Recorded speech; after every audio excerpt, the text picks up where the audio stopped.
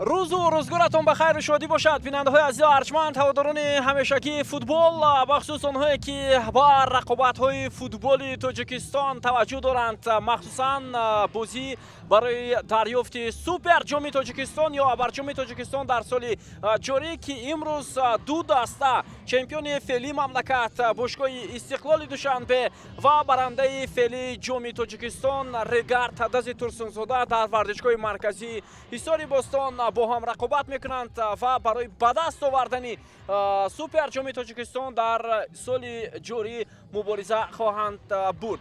خب دوستان عزیز، پیش از همه شما را با روز جوانان تاجیکستان فرخنده بود میگویم و باور داریم که البته جوانان کشور در ساحه ورزش مخصوصا فوتبال باز هم شرف تاجیکستان را در عرصه بین المللی به طور ارزنده معرفی میکنند و اینک دو سال پیهم می شود که دسته های استقلال و رگار تدز برای دریافت ابرجام تاجیکستان مبارزه میبرند، زیرا گفتم موسم گذشته استقلال توانست در لیگ عالی دسته موفق باشد، چون همیشه و رگار تدز توانست که بار دوم پیهم جام تاجیکستان را به دست آورد. در عموم این بازی چهارم دسته ها برای به دست آوردن این عنوان محسوب می شود و میبینیم کدام دسته موفق می شود.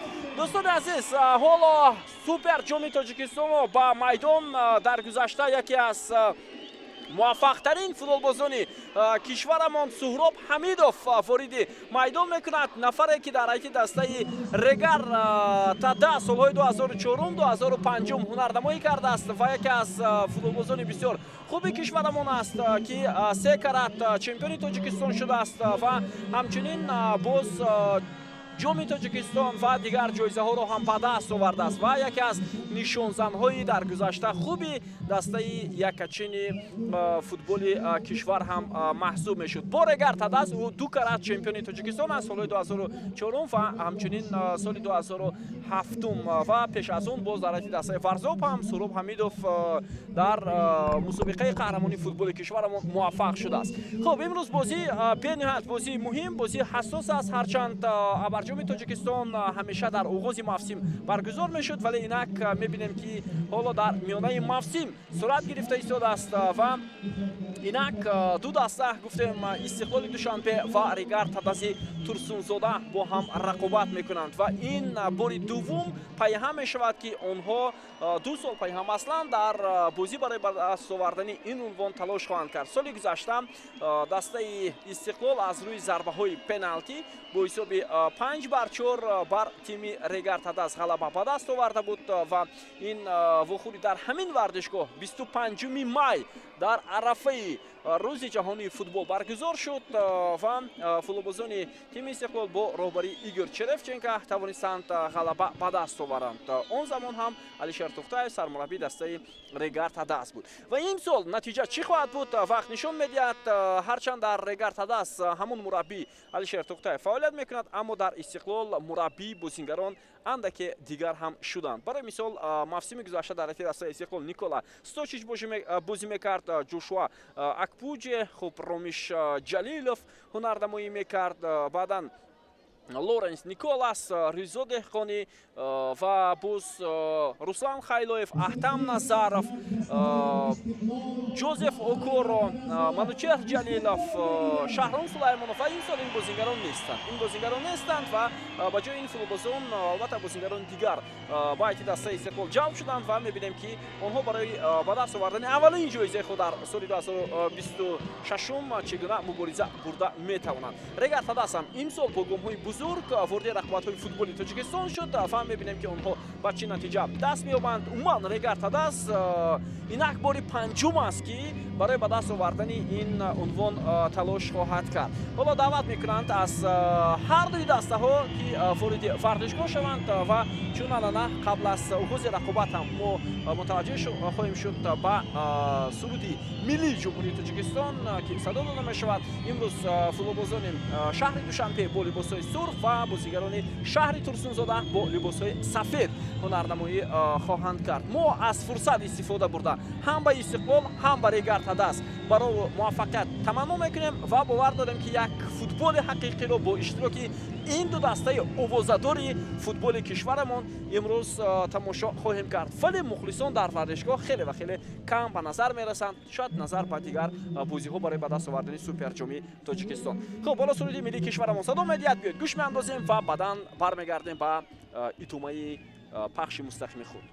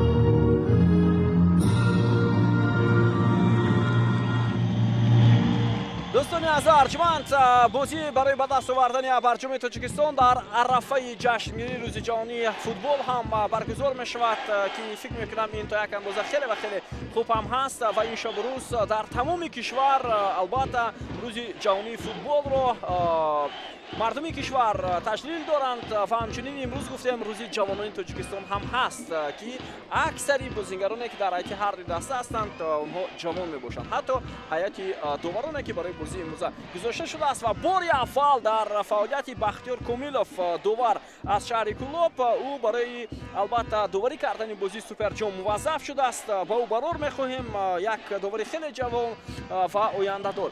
ва тавре медонем дӯстони азиз, се тан аз бозингарони дастаи Истиқлол бинобар сабаби ҷароҳат ба дастаи худ кӯмак карда наметавонанд. Инҳо албатта Масур Ғафуров, Манучер Сафаров ва боз инчунин бозингари дигари ин даста, ин футболбозон ҷароҳат бардоштанд дар албатта бозиҳои ахире ки гирифтанд ва ин то як андоза талафоти хеле сахт ҳам ҳаст барои дастаи Истиқлол ва фикр мекунам бидуни ин футболбозон ҳоло даста бозиҳои худро баргузор мекунад. осеби гирифтаи ин футболбозон камтараш метавонад 2-3 моҳ албатта онҳоро аз футбол дур ҳам кунад ки ин зарбаи сахт барои Истиқлол ҳаст, чунки онҳо бозингарони асосии даста ҳам маҳсуб мешуданд ва ба онҳо мо шифои уҷилро таманно мекунем ва бовар дорем ки зудтар ба ҳайати дастаи Истиқлол бармегарданд, чунки баъзе онҳо футболбозони асосии тими мунтахаби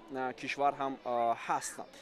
хуб, дӯстони азиз, талафот дар ҳайати дастаи Истиқлол ғайр аз ин бозингарони осеб гирифта боз Содиқ Қурбонов аст бинобар сабаби корти сурхаш дар бозии охири дастаи Истиқлол дар лигаи олӣ дар дидори имрӯза иштирок карда наметавонад ва барои тими Регар Тадаст бошад капитани даста Бахтиёр Қаландаров бозӣ нахоҳад кард. ӯ ҳам талафоти ҷиддӣ аст барои ин даста, вале дар бозии охир муқобили клуби марказии варзиш Артиш футболбозони Регар Тадаст нишон доданд ки метавонанд боз хубтару беҳтар ҳам бозӣ кунанд, чунки ҳайати ин даста хеле ва хеле васеъ аст ва онҳо имкон доранд боз хубтару беҳтар ҳам бозӣ намоянд дар албатта бозиҳои охири худ дар ин мусобиқа.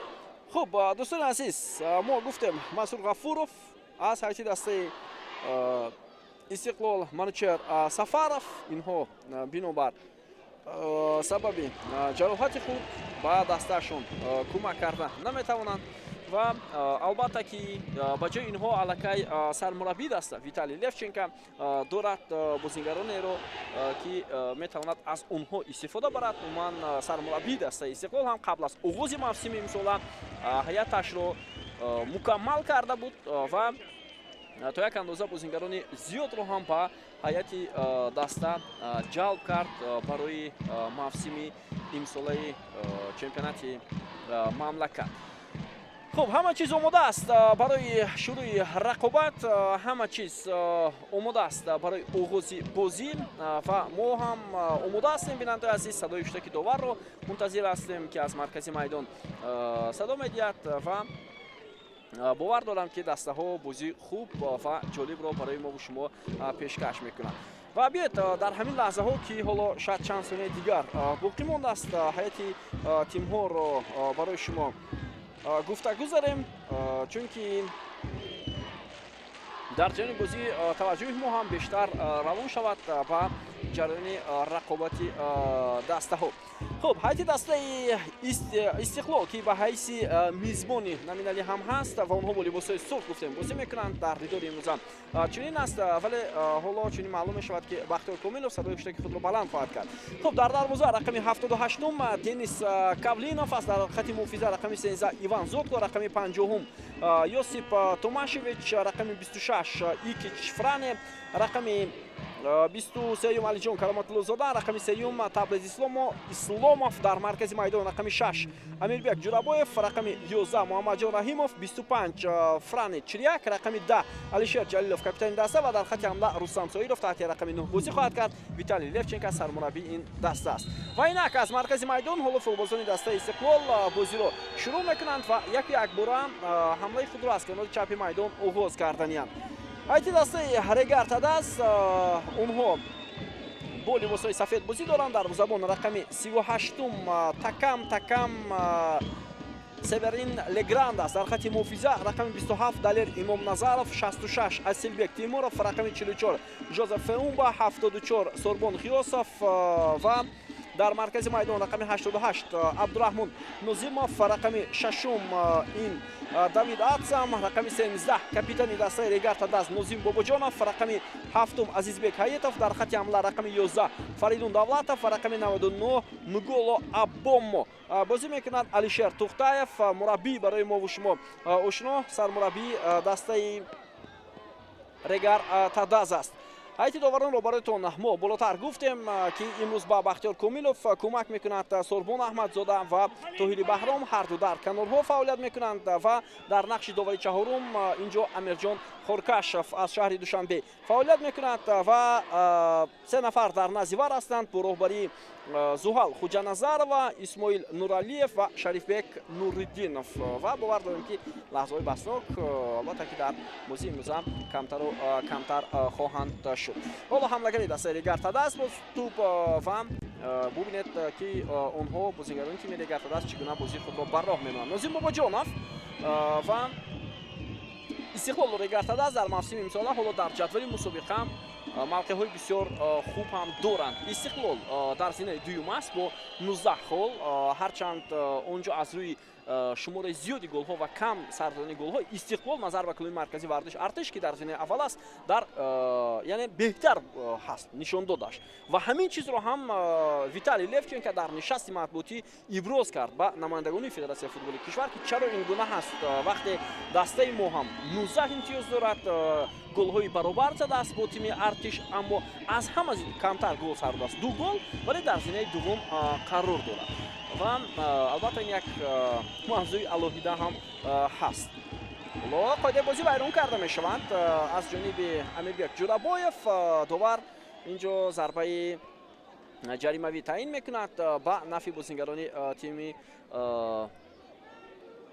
رگارتاداس و خود رگارتاداس در جدول چمپیونات مملکت یک زینه پایین‌تر از استقلال است با 18 امتیاز در زینه سوم و امکانی باز به دست آوردن نتیجه‌های خوبتر هم وجود دارد. این حالتی که امیربek جورابویف می‌خواست توپ رو گیرد، اما فوتبالبازی دسته رگارتاداس رو از پای افتانید و داور هم گفتیم ضربه جریمه‌ای رو تعیین کرد با نفع فوتبالبازان تیم رگارتاداس. اولین ضربه جریمه‌ای برای آنها و این هم علیشیر توختаев است، مربی که برای هواداران استقلال، برای بازیگران استقلال هم آشنا است، سالیان زیاد در این دسته فعالیت کرد و با نتیجه‌های بلند هم نائل شد، حتی برها اجرا کننده وظیفه سرمربی بود، سرمربی این تیم بود. با партоб ба ҷарима гоҳ ва имконият буд барои тими Регартадас, аммо дар ин вазъият тавре мебинем бозингари тими Регартадас ба тӯб расида натавонист. хуб дӯстони азиз, баъд аз бозии суперҷом рӯзҳои 26-27 бозиҳои ҷом аст, ҷоми Тоҷикистон, ва баъд аз он танаффус мешавад, чунки тими мунтахаби футболи Тоҷикистон ду бозии дӯстона дорад дар моҳи июн дар рӯзҳои фифа, ҳарчанд онҷо бо Фаластин бозӣ мекард, вале Фаластин аз ин бозӣ даст кашид ва ду бозӣ бо тими мунтахаби Ҳиндустон баргузор мешавад ва ба ин хотир ба ҳайати васеъи дастаи якачини кишварамон футболбозон ҳам аз Истиқлол, ҳам аз Регартадас даъват шуданд. Аз Истиқлол дарвозабони эҳтиёти ин тим Муҳриддин Ҳасанов даъват шуд, ҳамчунин муҳофизатгарон Алиҷон Кароматуллозода, Табриз Исломов, хуб Содиқҷон Қурбонов, ним муҳофизатгарон Муҳаммадҷон Аҳимов, Амирбек Ҷӯлабоев, Алишер Ҷалилов даъват шуданд. Аз ҳамлагарон бошад Рустам Соиров ва Далер Шарифов даъват карданд. 9 нафар аз бошгоҳи футболи Истиқлол ба ҳайати дастаи якачин, ба ҳайати васеъ ҳастанд даъват шуданд. Онҷо боз то албатта оғози бозӣ шояд мураббӣ баъзеҳоро даъват намекунад. Ва аз тими Регартадас ҳам ба ин ҳайати васеъ 3 нафар даъват гардид. Инҳо муҳофизатгарон Абдусамад Меликмуродов ва Абдулло Шарифов ва инчунин ҳамлагари даста Фаридун Давлатов. таҷрибаи бозиҳо дар тими мунтахаб Нозим Бобуҷонов дорад, Далел Имомназаров дорад аз тими Регартадас ва онҳо ҳам ва Азбек Ҳаитов, онҳо ҳам дар тими мунтахаб бозӣ карда буданд.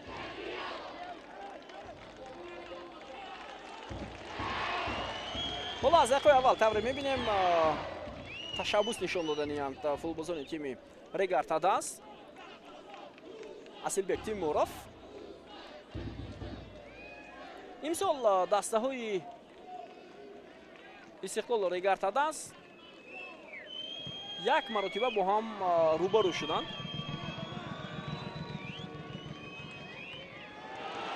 ҳоло тӯбраҳои бозигарони Регартадас, Азбек Ҳаитов дар дохили ҷарима гоҳ зарба мезанад ва гол! Дақиқаи шашуми рақобат. бубинед чӣ гуна футболбозони тими Регартадас дарвозаи Истиқлолро рахна мекунанд. Азизбек Ҳаитов футболбози дастаи якачини Олимпии Тоҷикистон ва шуруъ ғавғои мухлисони дастаи Регартадас ҳам дар варзишгоҳ хеле ва хеле зиёд мешавад. ба оғози рақобат ки 6 дақиқа бозингарони Регартадас бартарӣ нишон доданд, бо кушодани ҳисоби бозӣ анҷом ёфт.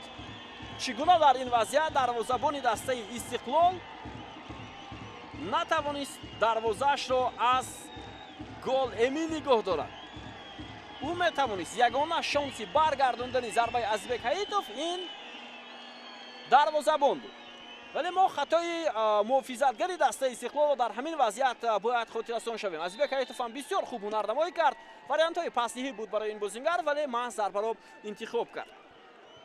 бубинед ба хатое ки бозингари рақами 50 муҳофизатгар Йосип Томашевич содир кард ва ин ба голи футболбозони дастаи Регартадас оварда расонид. 1-0.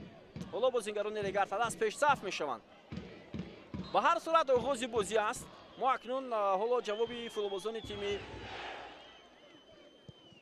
Истиқлолро хоҳем дид.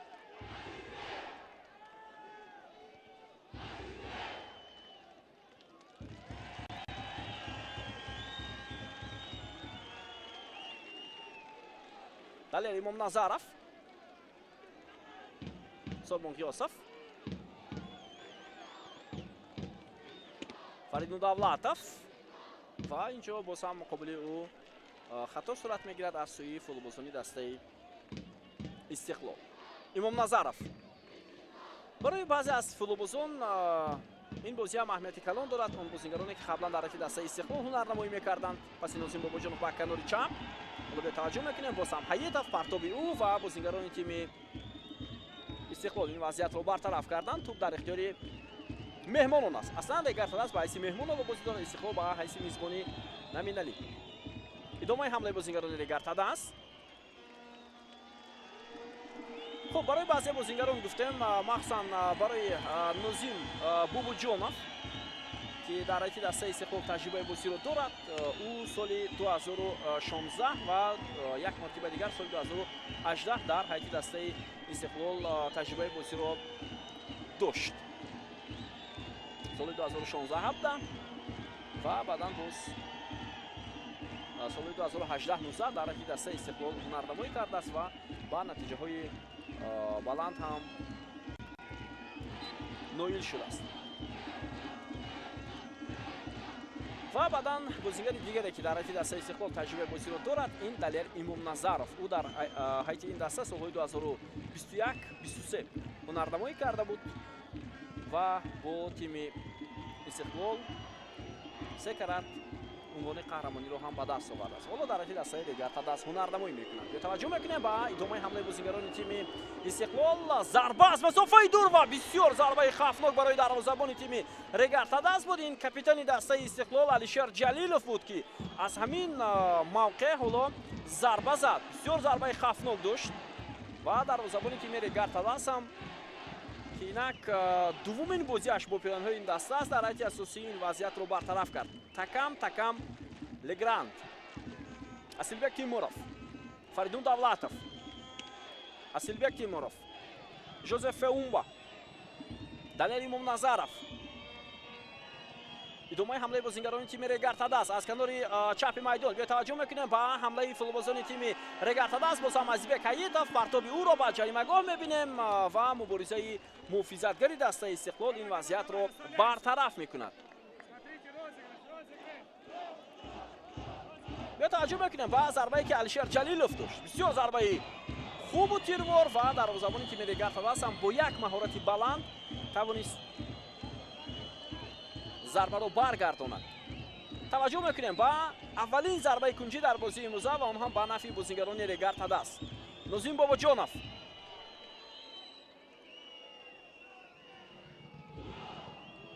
پرتاب خیلی بلند و این وضعیت رو بازیگران استقلال برطرف کردند و میتوانند که به حمله جوابی روند. بازیگران تیم استقلال پرتاب خیلی بلند و داور اشاره میکند که اینجا خطا از سوی بازیگری رگارتا دست مقابل رستم سویروف که میخواست با سرعت از بازیگری رگارتا دست گذرد، سرعت گرفته است. و بیا توجه میکنیم اکنون باز با حمله های فوتبالبازان تیم استقلال.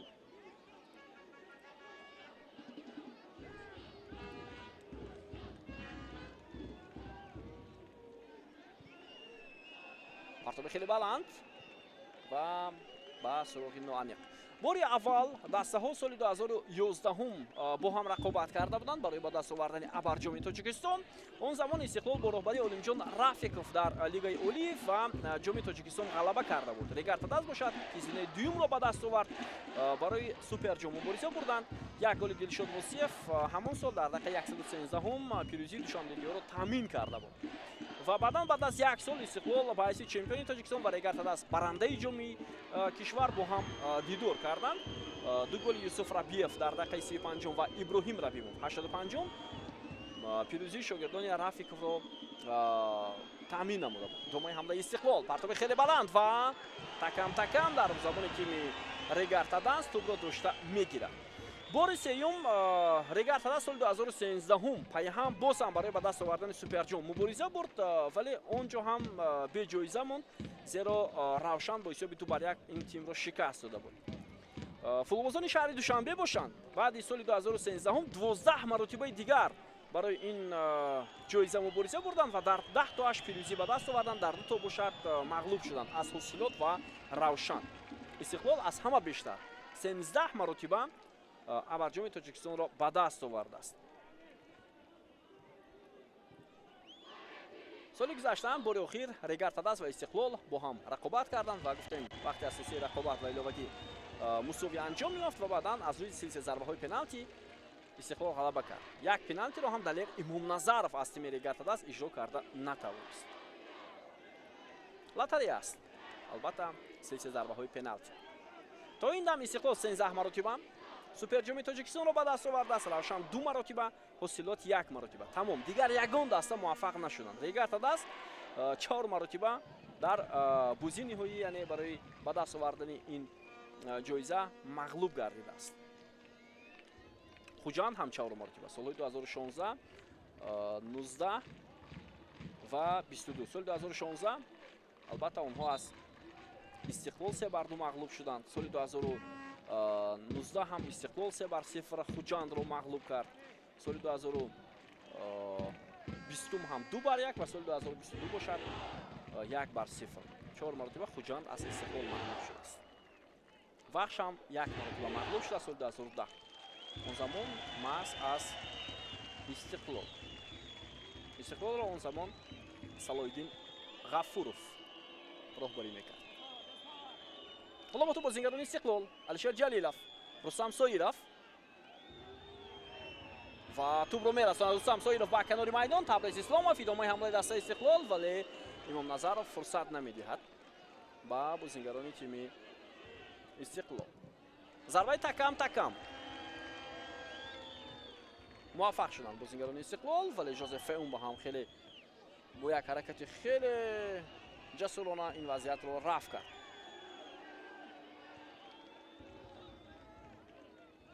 Такам зарбаи баландию ба маркази майдон. талоши футболбозони Истиқлол. 15 дақиқа сипарӣ мешавад аз оғози нимаи аввали бозӣ байни дастаҳо. хеле хуб бозӣ мекунад Сорбон Ғиёсов дар нигоҳ доштани тӯб. Давид Атсам, партоби ӯ ба канори майдон. Имом Назаров, вале Имом Назаров андаке мавқеиятро аз даст дод ва муҳофизатгари тими Истиқлол ҳам Йосип Томашевич натавонист муваффақ шавад ва Левченко эътироз мекунад ба ҳамин бозингар. Теймуров 44-56% идора кардани тӯб ба фоидаи Регарта даст будааст.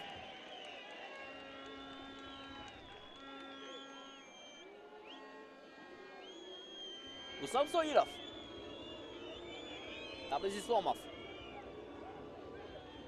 Амирбек Ҷурабоев, пасиюм ва бозингарони Регарта даст ҳоло имкон надоданд ба футболбозони тими Истиқлол. довар ишора мекунад ки бозӣ идома дорад.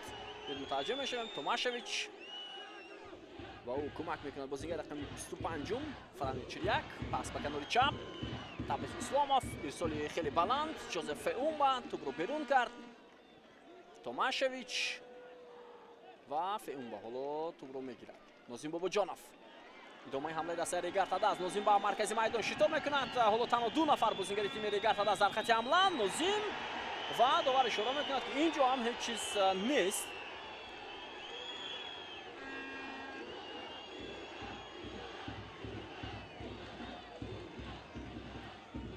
бо ту бозингарони Регарта даст.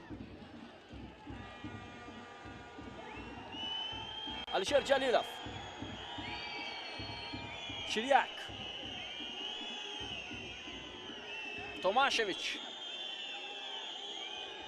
партоби хеле баландию ва дарвозабон такам ҳоло тӯбро дошта гирифт.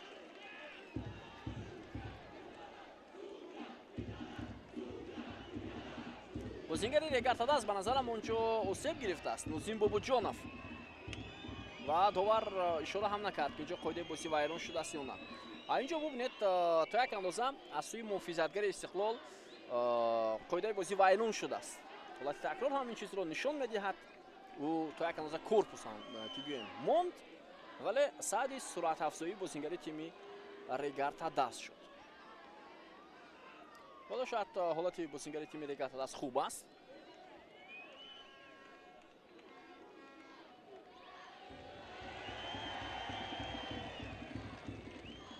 Виталий Левченко бо ёрдамчии худ Анвар Нурқулов ҳоло машварат мекунад ки бояд албатта футболбозон чӣ кор кунад.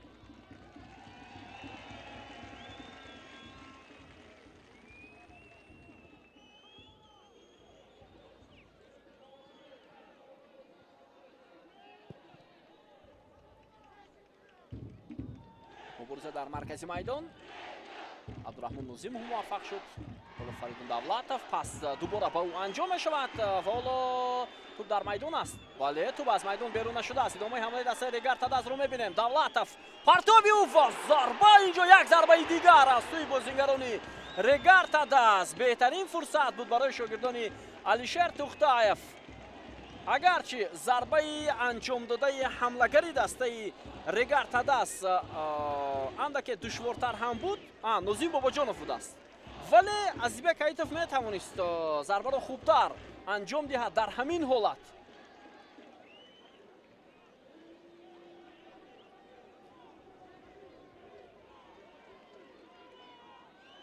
شانسی خیلی خوب بود برای بازیگران ریگارتاداس.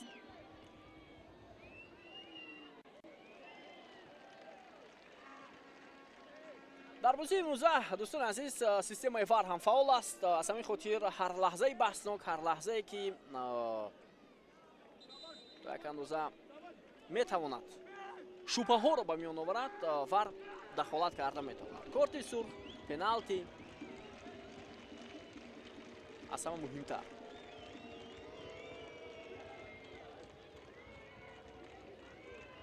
علیجان کراماتلو زاده پرتاب خیلی بلندی ایوان زودکو و به نتیجه این حمله به انجام میرسد.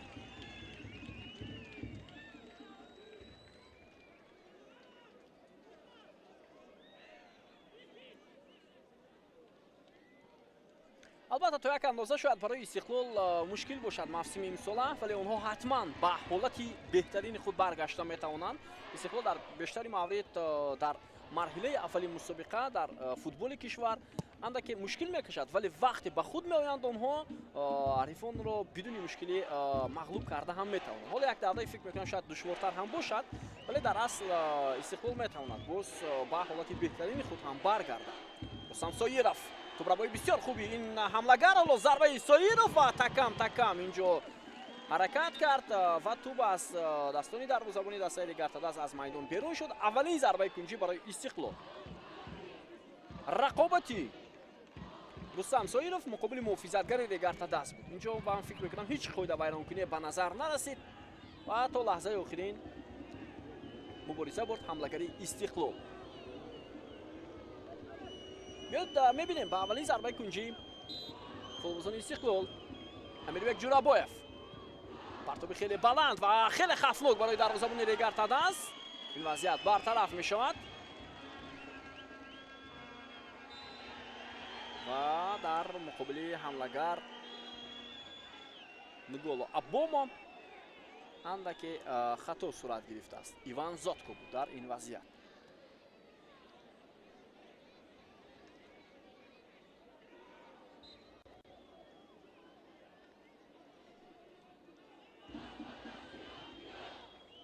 امام نظرов ازیبک حییتов بازیگزاری فوتبالبازان ریگارتاداس.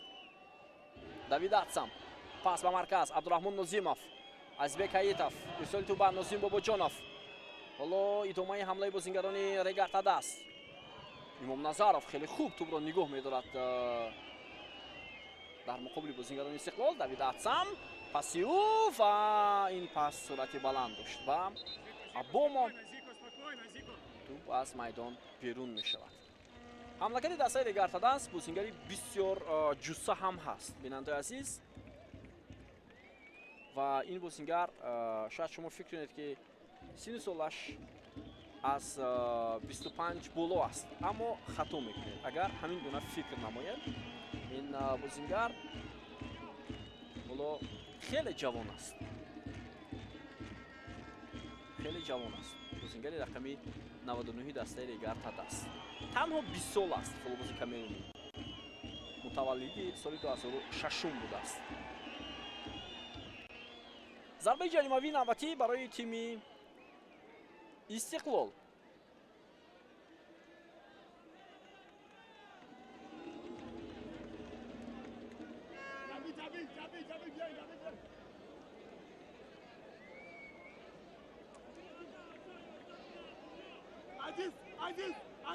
در مقابل بازیگر رقمی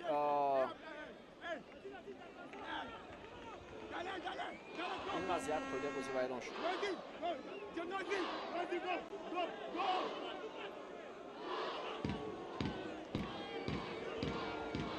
علیشر جلیلوف ضربه جریمه‌ای رو اجرا میکند. توجه میکنیم روزی میشه خود در داخل جریمه‌گاه پرتاب علیشر جلیلوف وضعیت بسیار خطرناک و امکانیت هست ضربه کنجی است یا نه؟ دوباره اشاره میکنم که ضربه کنجی نیست.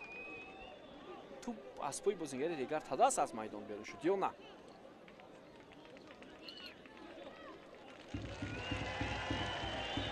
خب اگر کارگران لحظه تکرار نشون میداد خوبتر میدیدیم که توپ از پای بازیگری ریگر تدست از میدان بیرون شده است یا از پای فوتبالبازی دسته استقلال.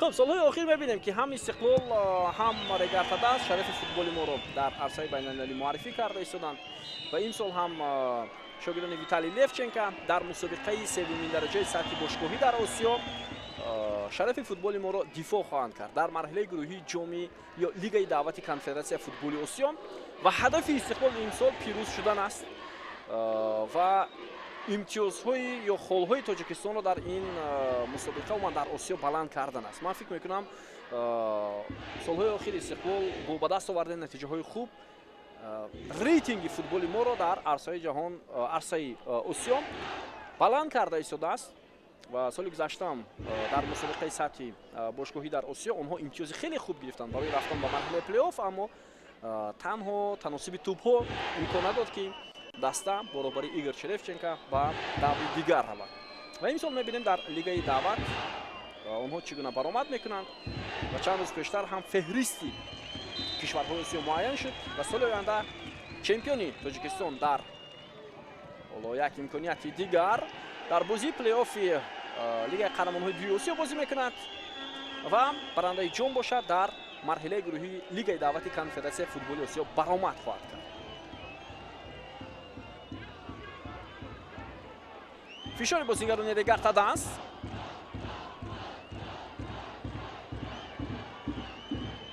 در مرکز میدان حالا چریک پس با توماشویچ ادامه حمله استقلال پرتاب بلند توماشویچ وضعیت بسیار خطرناک و باز هم دروازه‌بان تیم ریگر تدست از دروازه بیرون آمد و این وضعیت رو برطرف کرد. دو فوتبالباز با هم برخوردند، این محمد جان رحیمов و محافظتگری دسته ریگر تدست است سوربون خیوسов. بله برخورد اندکی شدتی بلند داشت، خیلی شدتی بلند، اصلا دروازه‌بان برخورد داشت است. دروازه‌بان اولین شده به توپ رسید و اینجا برخورد باعث بران شد که بازیگری تیم استقلال اندکی شاید جراحت برداشت، چون که اگر متوجه شوید به همون ضربه هم دروازه‌بان ریگر تدست سرعت داشت و هم بازیگری تیم استقلال. و این روز جوانان هست، این هم جوان‌هایی هستند که در ورزشگاه مرکزی شهر حصار قرار دارند و به تماشای بازی آمدند و سالهای اخیر ببینید در میدان‌های فوتبال کشورمان بانوان هم خیلی و خیلی زیادتر میآیند. استادیوم پنجشنبه شیروانی محمدشویف دو تن و همچنین صادق جان قربانوف دو تن از بازیگرانی که در چمپیونات مالایزیا هنرنمایی میکنند حالا در این ورزشگاه قرار دارند. محمدشویف سال گذشته در ریگر تدست بود، احسان باشد در ایتی دسته استقلال.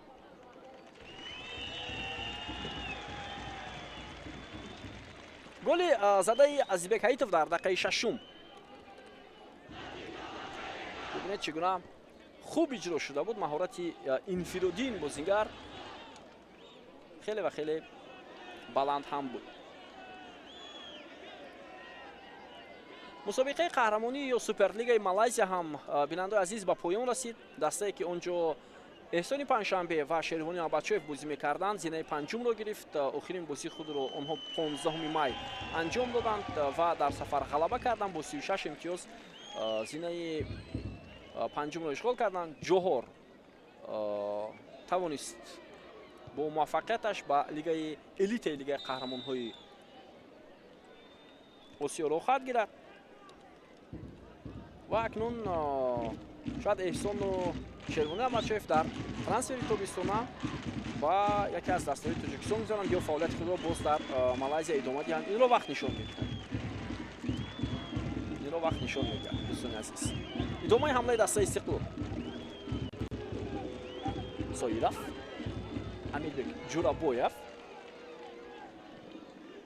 Ифанзодко, Томашевич, вале тӯбрабои бозингарони Регар Тадас, Нуголо Абомо ҳаракат мекунад муқобили бозингарони тими Истиқлол дар танҳоӣ. ҳоло пас ба маркази майдон Абдураҳмон Нозимов ирсоли тӯб ба канори рост. таваҷҷӯҳ мекунем Фаридун Давлатов. шояд зарба зада нест. ба Давид Атсам пас медиҳад. аз канори рост боз ҳам ҳамлаи дастаи Регар Тадас. Асилбек Тимуров ирсоли тӯб ва инҷо Имом Назаров метавонад ҳамларо идома диҳад. партоби далер Имом Назаров вазъияти хавфнок барои Истиқлол. инҷо қариб буд ки автоголро бубинем. Иван Зодко мубориза бурд ва тӯб аз паҳлӯи дарвозаи Истиқлол аз майдон берун шуд. чанд сантиметр шояд инҷо бахти муҳофизатгари дастаи Истиқлол баландӣ кард. вагарна мо метавонистем автоголро бубинем. хеле имконияти хуб буд барои тими Регар Тадас. зарбаи кунҷии дуюм барои онҳо. дақиқаи 30 рақобат. Имом Назаров ба қафо бармегардад. Азизбек Ҳаитов тавассути пасҳои заминӣ бозӣ мекунад. зарба ва гол! Абдураҳмон Нозимов ва ин голи англисӣ аст. дӯстони азиз, воқеан ҳам голе ки бо тамоми маҳорат аз ҷониби ним муҳофизатгари дастаи Регар Тадас иҷро мешавад. инашро мо интизор надоштем. 2-0 аллакай дар дақиқаи 30 рақобат бозингарони Регар Тадас ду дафъа дарвозаи тими Истиқлолро рахна мекунанд. ҳоло танҳо қисми аввали бозӣ аст. шуруъ ғавғои мухлисони дастаи Регар Тадас дар варзишгоҳи марказии шаҳри Ҳисор хеле зиёд мешавад. бетаваҷҷӯҳ мекунем ба ин таркибороии футболбозони Регар Тадас. пасҳои заминӣ ва бидуни партобҳои шояд ҳавоӣ. ҳоло бозингарони Регар Тадас ба ин муваффақият расиданд. Абдураҳмон Нозимов хеле зарбаи хуб. бозингаре ки соли гузашта аз дастаи Равшан ба айти дастаи Регар Тадас омад ва яке аз харидҳои беҳтарини Регар Тадас дар трансфери зимистона буд барои тими Регар Тадас.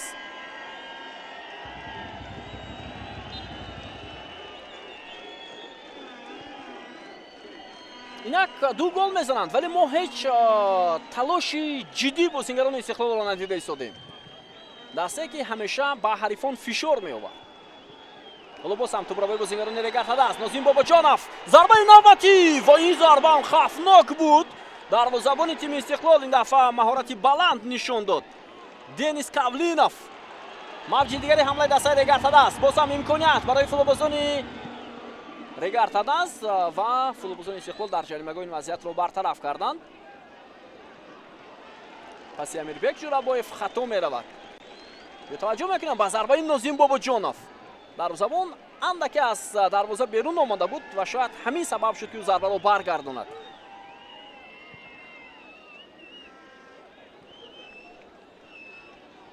дар бозии ахире ки муқобили клуби марказии вардиш Артиш Регар Тадас анҷом дод, Нозим Бобоҷонов яке аз беҳтарин бозингарон буд дар ҳамон ҳаят ва ӯ баъд аз анҷоми рақобат ҳам беҳтарин бозингар эътироф шуд.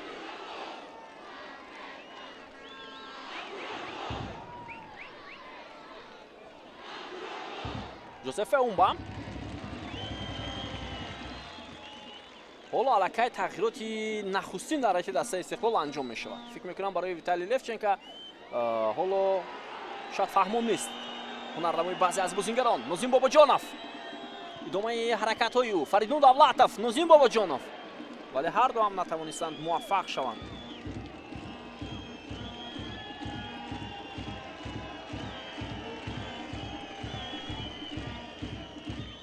Алишер Ҷалилов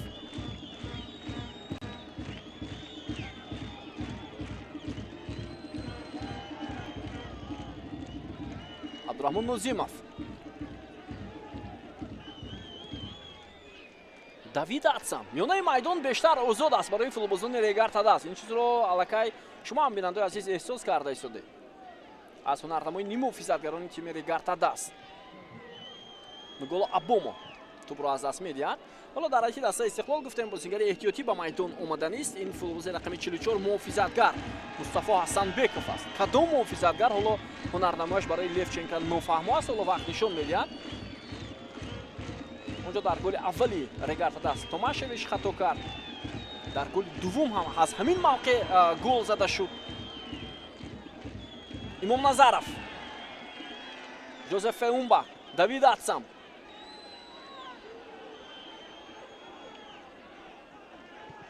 пас анҷом мешавад ба Нозим Бобоҷонов, аммо тӯбро капитани дастаи Регарта даст хубтар гирифта натавонист.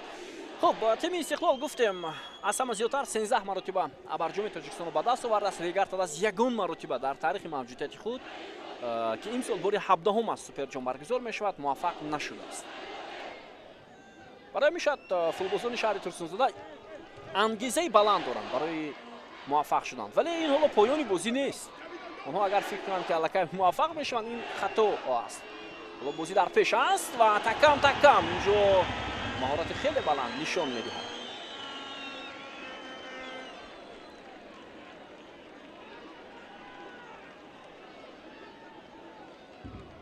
Асилбек Теймуров тӯбро аз даст медиҳад легионери Ӯзбекистони Регарта даст ва довар ишора мекунад ки инҷо хато буд. хуб, инак таъхирот дар ҳайати дастаи Истиқлол анҷом мешавад. тамошобини азиз, Томашевич ҳоло иваз мегардад. ҳамон нафаре ки фаул набуд. голи аввал, голи дуввум бубинед аз ҳамон мавқеи ӯ ворди дарвоза шуд.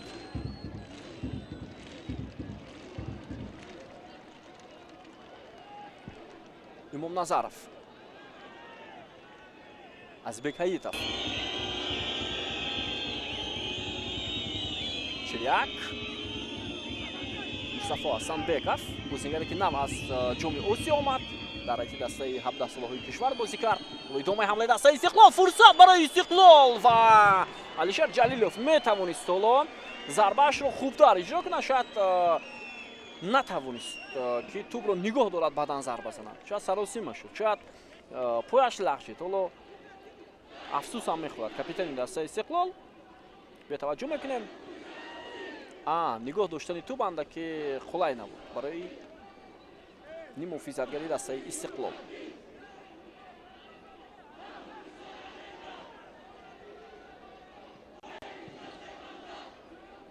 такам зарбаи хеле баланд.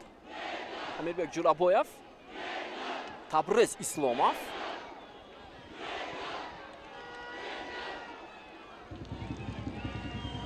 Асилбек Теймуров, Фарух Самсоиров мубориза доранд.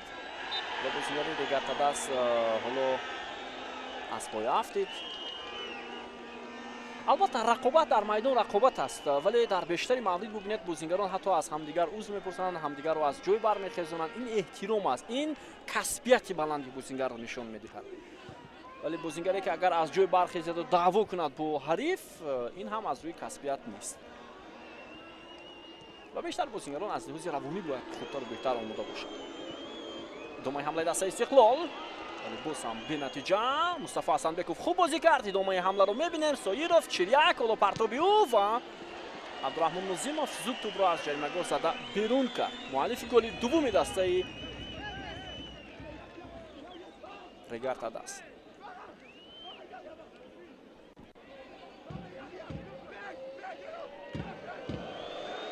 Иван Зотко, Амирбек Ҷурабоев,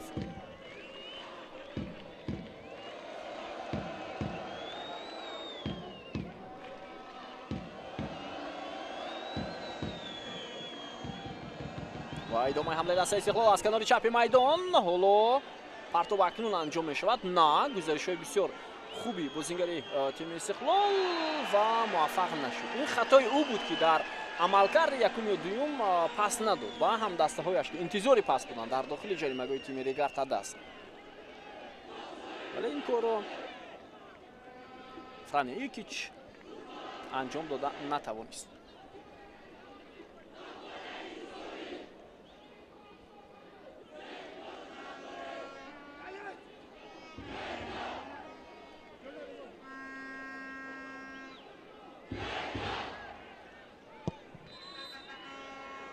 خب اینجا یک بازیگری دسته ریگارد است و جراحت برداشته است. نگولو ابومو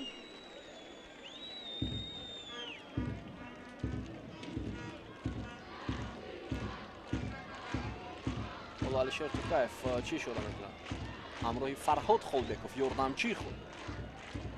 هر دو مربی هم در ستاد مربیان خود هم لفچنکو هم توختаев مربیان بسیار خوب دارند. نورقулов فرهاد خولبеков و من میدونید алишер Тукаев یک روشی کاری بسیار خوب هم دارد. او بیشتر از بازیگران طلب میکند که بیشتر با پاس‌های زمینی یک نظارت توپ رو در اختیار کنند. این فلسفه کاری алишер Тукаев است و لفچنکو هم همین گونه است. اما موسم امسال او همیشه سیستم بازی دسته استقلال با سه محافظتگر براه مانده است. این شاید تیاری به همون مسابقه سطحی بلند است. ادامه حمله دسته استقلال بیا توجه میکنیم به حمله نوبتی. محمد جان رحیمов ضربه میزند و توپ از پهلوی دروازه از میدان بیرون میشود. وضعیت خطرناک نبود. 5 دقیقه دیگر باقی مانده است تا فرجام نیمه اولی بازی بین دسته های استقلال و ریگارد است. حساب 0-2.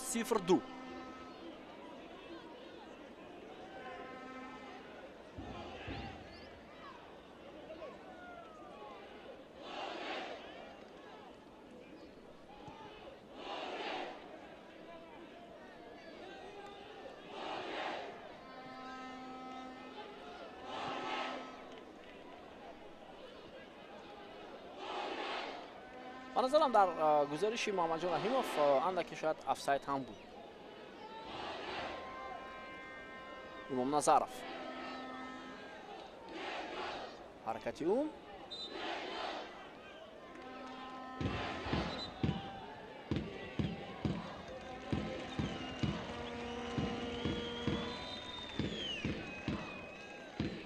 جوزف اون با حالا ضربه جریمه‌ای رو اجرا میکنند.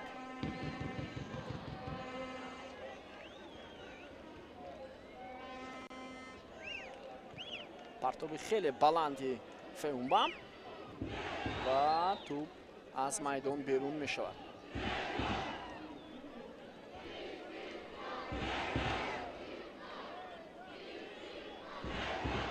پرتاب از اوت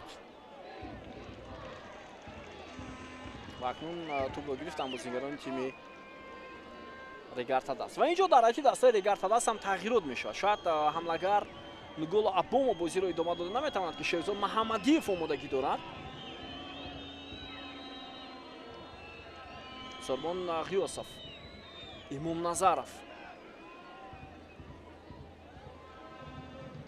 نوزیم باباجانов در مرکز میدان کسی در مقابل او نیست. حالا به نظرم اوضاع‌تر هم هستند فوتبال‌بازان دسته ریگارد است در میانه میدان موقع‌های آزاد دارند. امام نظرов ابومو حرکت میکند با محافظتگری تیم استقلال و اینجا ضربه جریمه‌ای با فایده ریگارد است. کارت زرد با ایوان زوتکو نشان میدهد دوبار و دعوا میکنند با دوبار بازیگران استقلال. خب ما امکان داریم که لحظه تکرار رو ببینیم. اولین ناگاهی در بازی امروز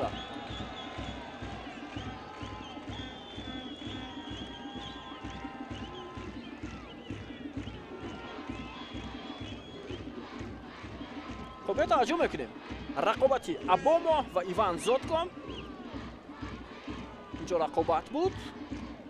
خب ببینید تا لحظه آخرین ما این لحظه رو میبینیم. همین بوپوی اصلا میخواست توپ رو بزند ولی بازیگر ریگارد است زد. همین چیز رو شاید دوبار حالا با اینوبت گرفت و کارت زرد. خب ضربه جریمه‌ای برای دسته ریگارد است.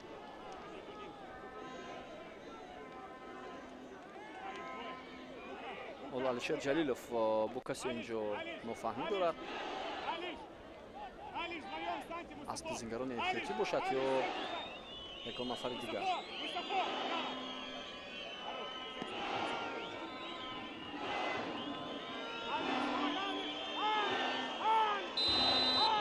خب توجه میکنیم با ادامه حمله دسته ریگارتا دست بابا جانوف ضربه میزند ولی ضربه او خطا میرود. یک دقیقه دیگر تا فرجام وقت اساسی نیمه اولی رقابت.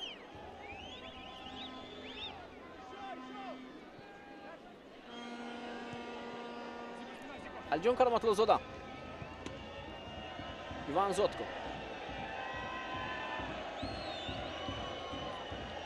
کراماتلو زادم زودکو پرتابی او با مرکز و نیم محافظتگری ریگارتا دست حالا توپ را از میدان زده بیرون کرد.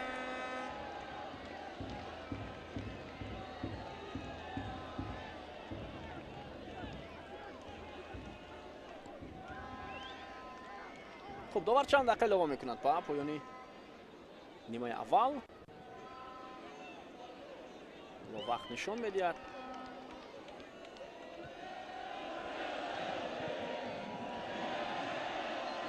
اینجا معلوم است که حمله‌گری دسته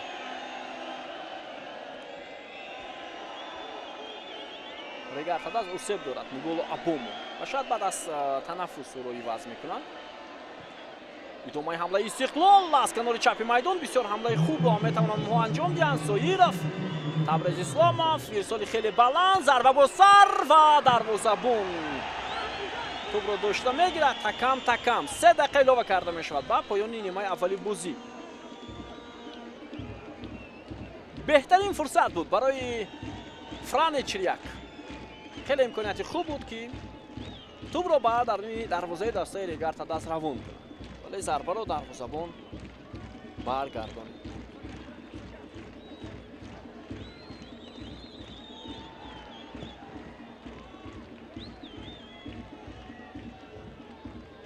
علیشیر جلیلوف کراماتلو زادم و توپ را از دست داد محافظتگری دسته استقلال ابومو و او پاس دادنی بود به نظرم و نوزیم بابا جانوف ولی موفق نشد.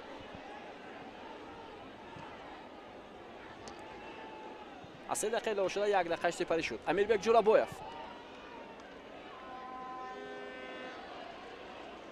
توپ از میدان بیرون می شود.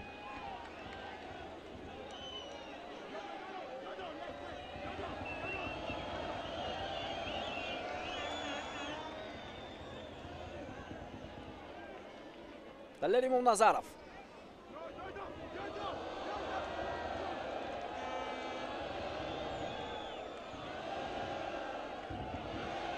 توپ را به بازیگران تیم ریگارتا دست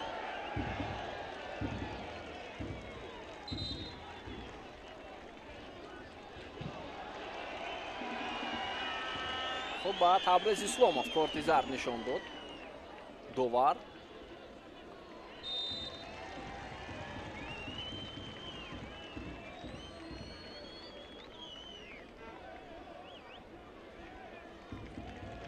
دوید اتسام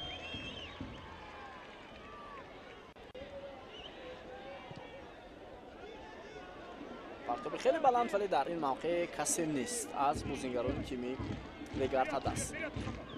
مصطفی حسنبکوف پرتابی او هم خطا میرود. خب به هر صورت لفچن که در تنفس حالا فکر میکنم دستش رو یا شاید تکتیک بازی رو یا شاید دستورهای مفید میدهد با بازیگران. در قسم اول استقلال اونقدر خوب در مقابل ریگارتا دست بازی ندارد. چند ثانیه دیگر باقی مانده است تا فرجام نیمه اول. کراماتلو زاده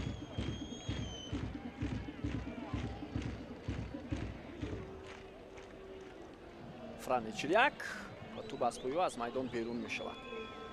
خب 3 دقیقه اضافه کرده دوبار بختیار کومیلوف انجام یافت و صدای اشتراکی داوری بازی نیمه اولی رقابت انجام می شود. دوستان عزیز با حساب 0-2 با فایده دیگر تدست در دقیقه ششمی رقابت عزیبک حییتوف در دقیقه سیومی بازی باشد موفق می گردد عبدالرحمن نازیموف و با همین برتری دیگر تدست قسم اول جنبست می شود. ما شما منتظر می شویم نیمه دومی رقابت رو بین دسته های استقلال و دیگر تدست که این بازی برای به دست آوردن سوپر جامی تاجیکستان در سال 2026 است. با ما باشد و بعد از چند لحظه به نیمه دوم برمیگردیم.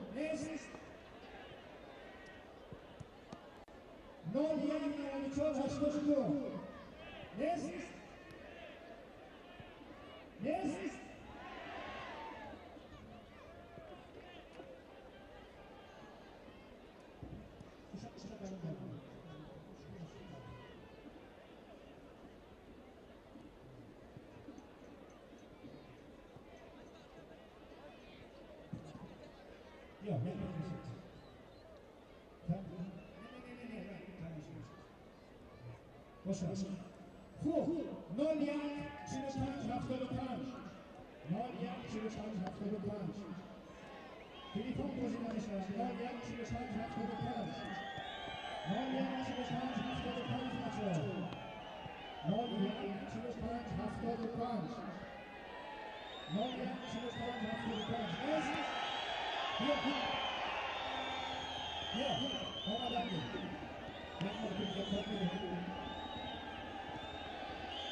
من این تلفن برای این بازی افراد پلی استیشن توفای اساسی نفره دولت ما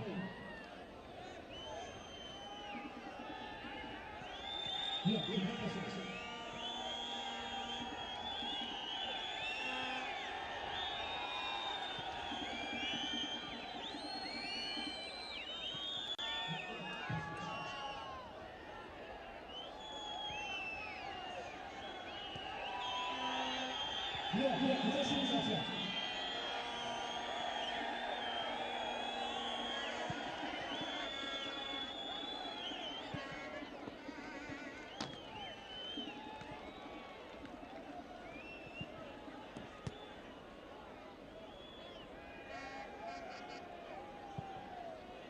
دوستان عزیز شما یک دقیقه کنید حال حاضر ما چون اعلان کردیم از نفره کشش اعلان کردیم هیچ کس نامد اما پیدا شد یعنی تلفن اون نفر که بیشتر اعلان شد و 45 آن نفری که آخر اعلان شد یعنی توفای کلام توفای اساسی پلی استیشن شد حال حاضر بزنید بیا تلفن در دست شما هست درست؟ هر دو رقم‌ها در دست ما هست خواهش می‌کنم باشه کسی باشه که تا پیش ما بیاره رقم‌ها را بیا بیا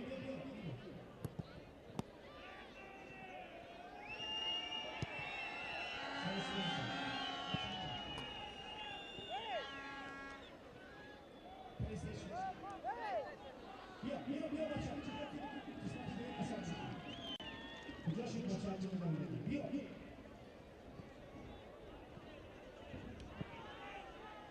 کجاشی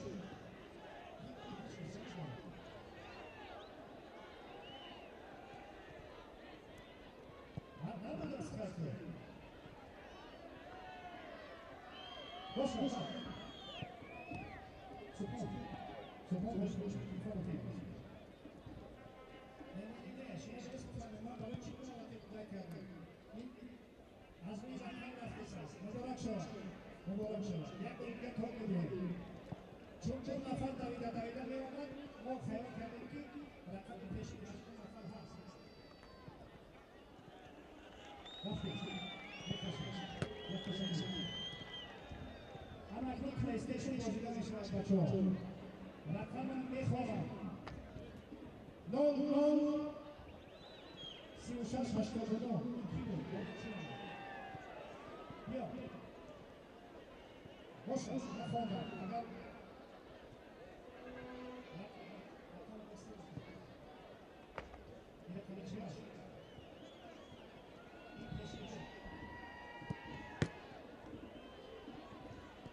بیا بچه تلفن گرفتن خفا بیا تلفن هم یا سوال چند پلی استیشن هستی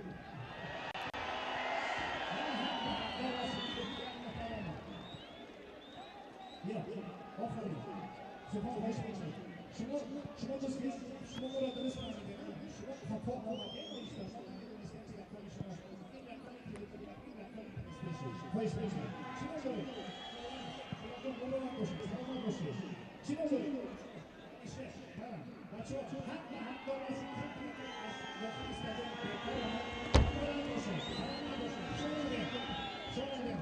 مبارک باشد روز جوانان روز جهانی شماری فوتبال مبارک باشد البته برای لیگ فوتبال تاجیکستان برای شرکت سرپرست برای این بازی فوتبال بسیار سپاس با ورزشگاه‌های تاجیکستان با ورزشگاه‌های کشور و تماشای فوتبال می‌ریم و شما هم صاحب این همین توفه‌ها خواهید شد مبارکتان باشد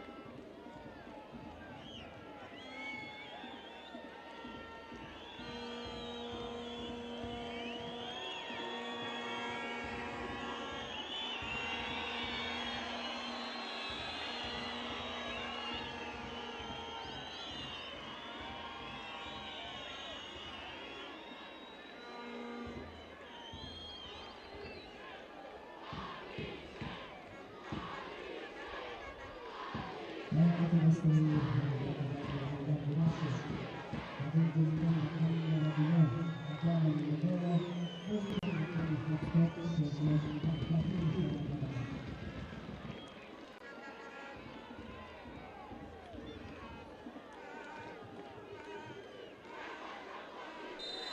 از ارجمند گزارش خود را ادامه میدیم از قسم دوم رقابت بین دسته های استقلال و رگارتادنس. این بازی برای دریافت سوپر جام تاجیکستان 2026 است که حالا در ورزشگاه مرکزی شهر حصار جریان دارد. حساب بعد از نیمه اول 2-0 به فایده فوتبالبازان رگارتادنس است. یادآور میشم که در دقیقه ششم عزیزبек حیاتов و در دقیقه سیومی رقابت عبدالرحمن نظیمов موفق شدند که دروازه استقلال را رخ نکنند و اولین تغییرات در دسته رگارتادنس در قسم دوم انجام شد.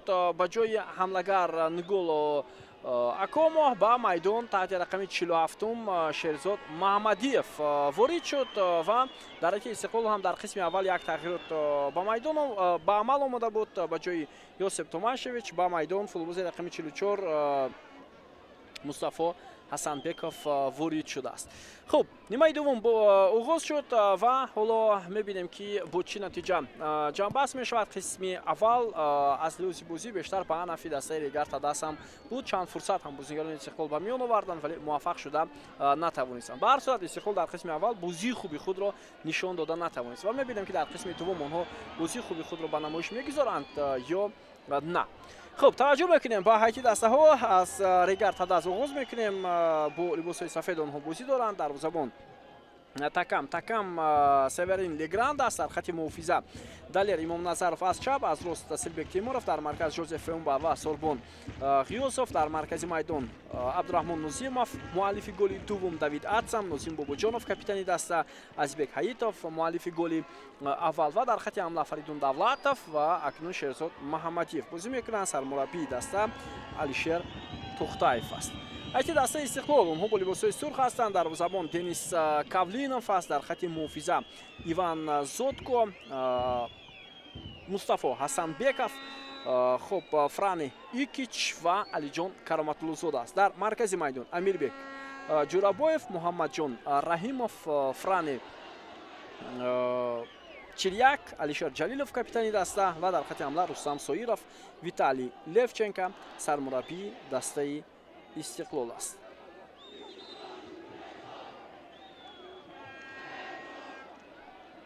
خب ضربه جریمه‌ای برای دسته استقلال. بختیار کومیلوف این بازی را داوری میکند و با او سوربون احمدزاده، طاهری بهرام در کنارها کمک میکنند. امیرجان خورکاشف نقش داوری چهارم را در بازی موزه اجرا میکند. علیجان کرامت‌الله‌زاده پس به مرکز، محمدجان رحیمov، تبریز اسلامov، ایکیچ، فرانی چریاک، زودکو، کرامت‌الله‌زاده.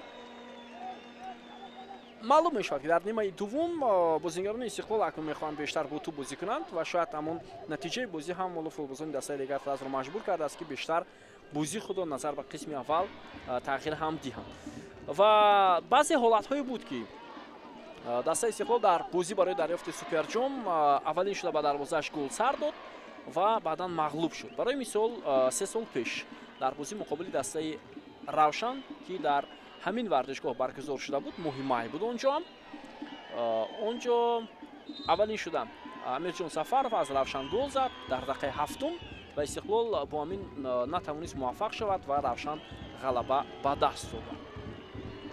حالا به توجه میکنیم ادامه حمله دسته استقلال، ضربه و گل. حساب 2-1 میشد. دقیقه 49 رقابت و ببینید بیشتر به خط حمایت نشستن رگارتادنس حالا امکان داد به فوتبالبازان استقلال که با ترکیب آرایی خیلی هم خوب دروازه دسته رگارتادنس را رخ نکنند. محمدجان رحیمov حالا حساسیت را در بازی نگاه می‌دارد و اینک آغاز نیمه دوم برای فوتبالبازان استقلال با برار آغاز می‌شود. بیا توجه می‌کنیم با همین ارسال توپ که از جانب امیربek جورابویف انجام شد. محمدجان رحیمov تا لحظه آخری مبارزه برد و موفق شد.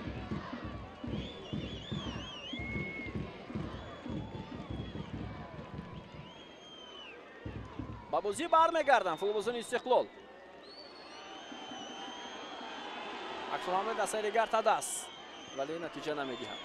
و غیر از سال 2023 همچنین با دسته های دیگر هم همین گونه حالت به میان آمد ولی بعدا اونجا تیم استقلال موفق شد. برای مثال در بازی سوپر جام تاجیکستان سال 2020 وقتی مقابل خوجان استقلال در ورزشگاه مرکزی دوشنبه بازی میکرد، حساب را اولین شده فوتبالبازان خوجان باز کردند ولی بعدا فوتبالبازان استقلال 2 گل دیگر زدند، غلبه به دست آوردند.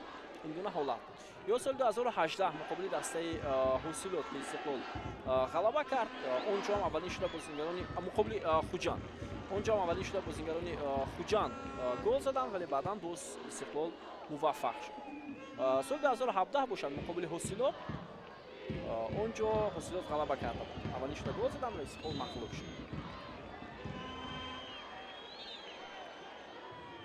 حالا در مرکز میدان اینجا خطا بود قبل از اسلاموف، اندکی اوسید گرفته است.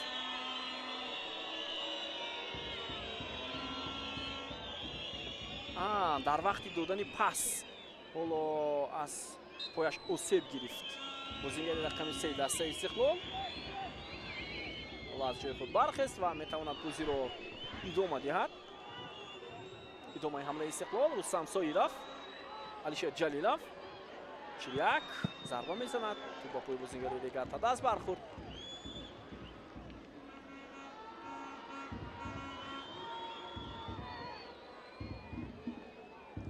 ادامه حمله استقلال ولی تو با پای بازیگر دیگر تا دست. Asılbek Timurov.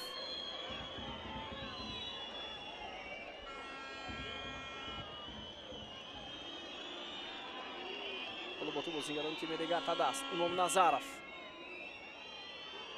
پرتابی او بود با کنار با عزیزبek حییتov ولی به نتیجه. David Atsam. Asılbek Timurov. Fardun Davlatov. David Atsam و Asılbek Timurov از کنار میدان و اینجا توبروایی بود یا چیزی دیگر. زود بازیگر دیگر از جای خود برخاست. حالا خطا، پسی خطای بازیگر دسته استقلال، ضربه است مسافه دور. امام نظرov، شهزاد محمدیев، عزیزبek حییتov، پرتاب جانبی دروازه استقلال و اینجا فریدون دولتov میتوانست حرکت کند و تلاش نماید جانبی توپ، اما موفق نشد.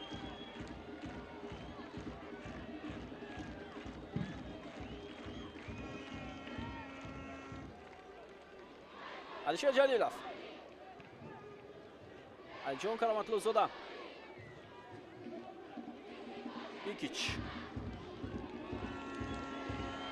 پس دقیق می رود با رستم ساییدov و ایستاد توپ به کناری راست بود. اولین شده به توپ امام نظرov رسید.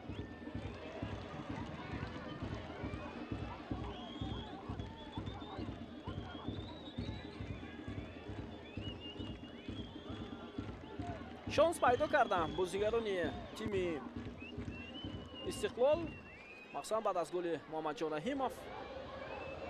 عموما آغاز نیمه دوم بسیار حساس بود، بسیار مهم بود برای هر دو دسته. اگر استقلال گل میزد که زد و بازی برمیگشت، اگر ریگارد میزد این میتوانست یک تاثیری بد رساند برای فوتبالبازان استقلال. ولی شاگردان ویتالی لفچنکو انگیزه بلند داشتند و بازی رو پورا زیر نظارت خود گرفتند.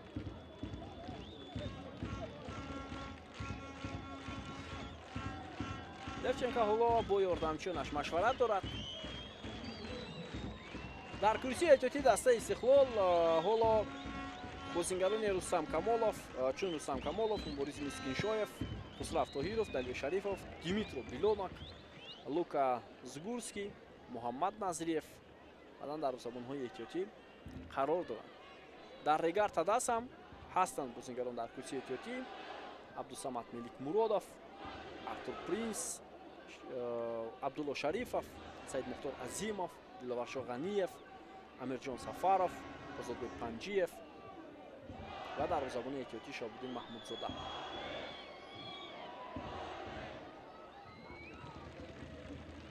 Нозим Бобоҷонов. Паси хатои ӯ. Мамаҷон Раҳимов ва Феум ба ҳоло ба хато роҳ медиҳад.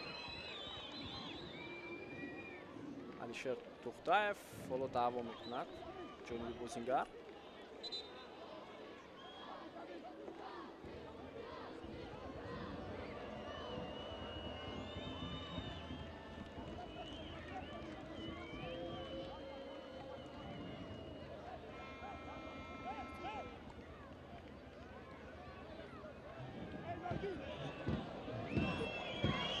خب یک مترجم میشیم وضعیت استانداردی است برای فوتبالزون استقلال. امیربک جورابویف در نزد توپ کارگردان بوسم هم محمدجان رحیمов هم دروازه‌بان رو نشون میدهد.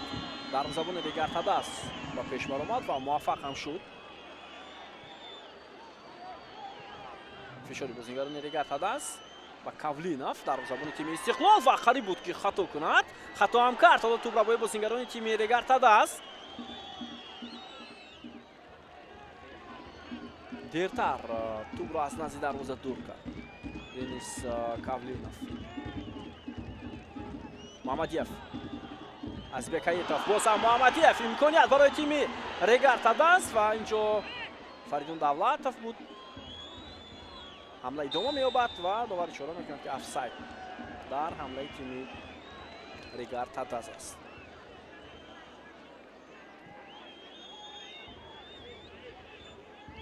اینجا افساید نبود. ولو بعد از همون حمله که صورت گرفت اینجا افساید.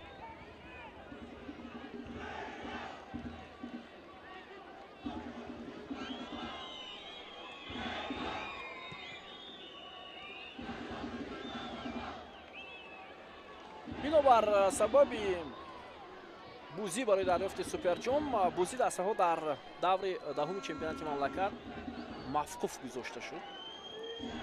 اونجا باید ریگر تداس با استرافشان بازی میکرد. استقلال با کلوب مرکزی ورزش ارتش.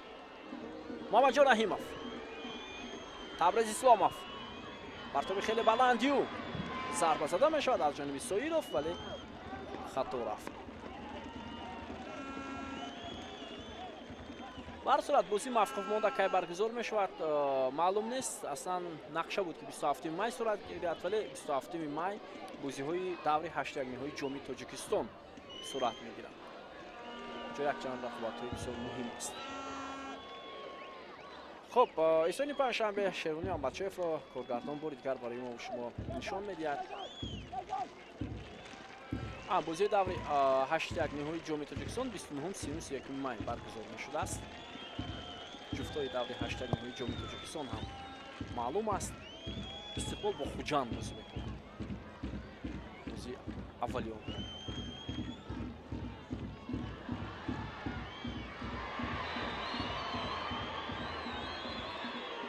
خطای نوبتی اینجا جورابویف حساب گرفت. خب در مقابل او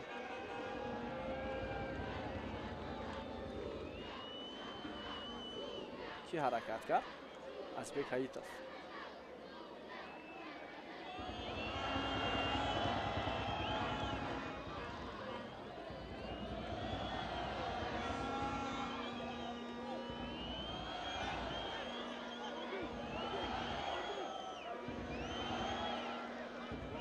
خب اینک ضربه جریمه‌وی نوبتی و باز هم به فایده دسته استقلال. پرتاب انجام می شود و ضربه با سر اجرا شد و باز هم خطا.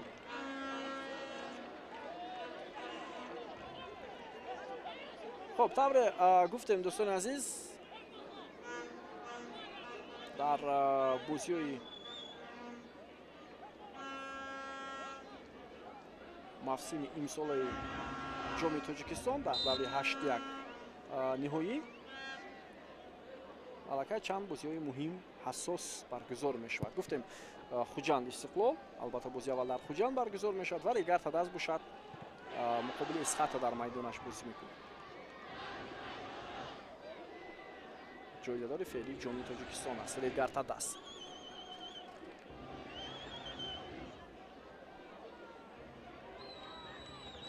با تو بازیگرانی استقلال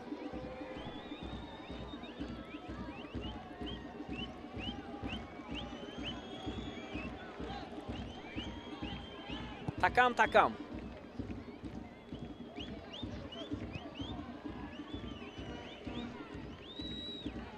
ایوان زادکام علیشیر جلیلوف توپ رو نگاه می‌داد در اختیار خود کاپیتان دسته استقلال و پرتاب به کنار بود و اینجا بازیکنان ریگارتاداس این وضعیت رو برطرف هم کردن. 15 دقیقه سپری میشد از آغاز نیمه دوم رقابت. حساب 1-2 با فایده ریگارتاداس است. البته رقابت استقلال و ریگارتاداس این کلاسیکوی فوتبال تاجیکستان است دوستان عزیز. بسیاری شاید کلاسیکوی فوتبال کشورمون رو با اشتراک خوجاند و استقلال یا روشن استقلال میگن، اما نه. کلاسیکوی فوتبال تاجیکستان واخوری استقلال و ریگارتاداس. چرا؟ زیرا این دو دسته از همه سرجایزه‌ترین دسته‌های فوتبال تاجیکستان هستند. حالا توبرای بازیگران تیم ریگارتاداس در مرکز دو نفر اسب گرفتند. فوتبالبازان ریگارتاداس باشن حمله خود را ادامه میدهند. اسیلبک تیمورов پاس به مرکز، امکاناتی زدن ضربه شات هست، اما نوزیموف توپ را به کنار چپ ایصال میکند. بیا توجه میکنیم به حرکت های ازبک. هیتوف ضربه او اینجا دروازه‌بان دسته استقلال این وضعیت رو برطرف میکند و دو نفر اسب گرفتند. اینها محافظتگری دسته استقلال. این نفر فرانیکیچ و باز بازیگری ریگارتاداس. ضربه ازبک هیتوف راست جانب دروازه‌بان بود و دروازه‌بان هم این ضربه رو برگردانید. خب این برخورد بازیگران دوید اتسام و فرانیکیچ در مرکز میدان بود.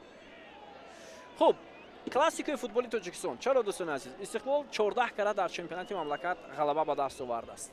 14 کرات. ریگارتاداس 7 مرتبه.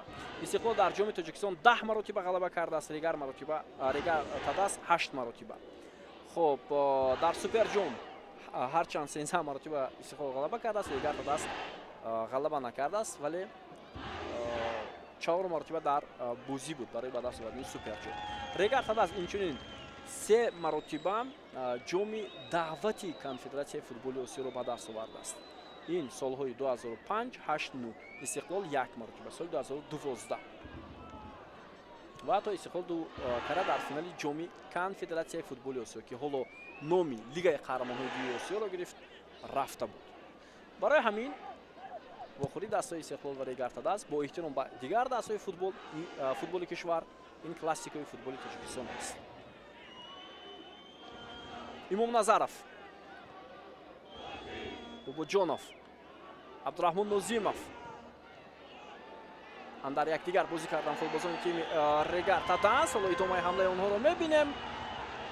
ازبک هیتوف ارسال توپ به کنار راست میدان، ولی اسیلبک تیمورов توپ رو خوب نگاه داشته نتوانست. علیشیر توختاєв به خشم میآید از این حالت.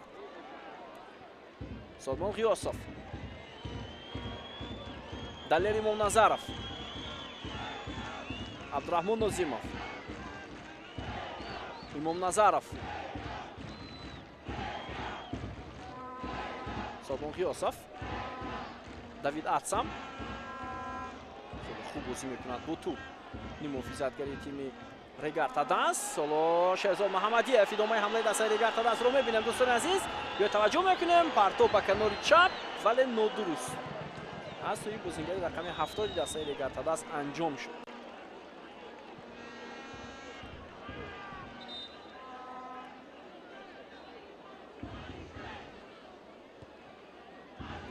سال گذشته در چمپیونات تاجیکستان با این دستای لیگ اولی استقلال با به دست آوردن 50 امتیاز عنوان چمپیونی رو به دست آورد. ریگارتاداس در سینه هفتم بود با 30 امتیاز، ولی در جام تاجیکستان دسته ریگارتاداس سال گذشته غلبه به دست آورد.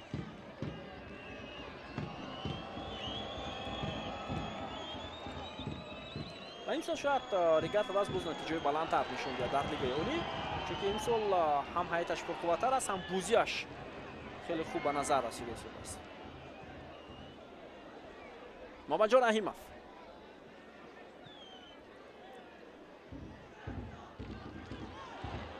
партоб ба Мамаҷон Раҳимов идомаи ҳамлаи Истиқлол, вале партоби Раҳимовро дарвозабон дошта мегирад. Имом Назаров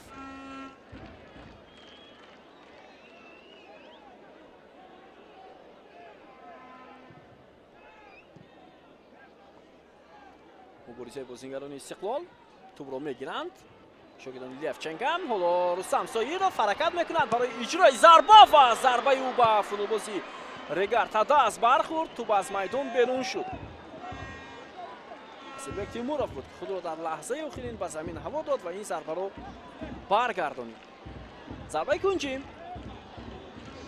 барои футболбозони Истиқлол.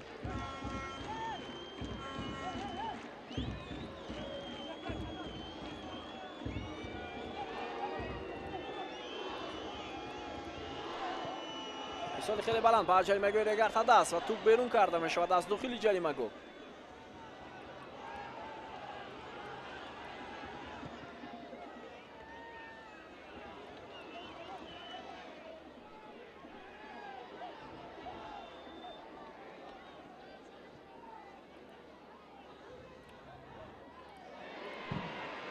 тӯбравии бозингарони Регар Тадас. вале дар қисми дуввум шеваи бозии Регар Тадас куллан дигар шуд. агар дар нимаи аввал мо дида будем ки ҳатто нимуфизатгарони Регар Тадас дар нимаи майдони Истиқлол бозӣ мекарданд, ҳоло баръакс.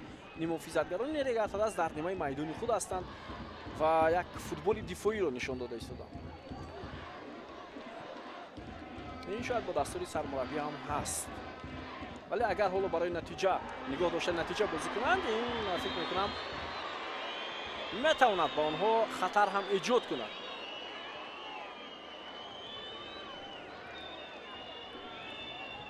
имом Назаров бо даст тела дод муҳофизатгари дастаи Истиқлол.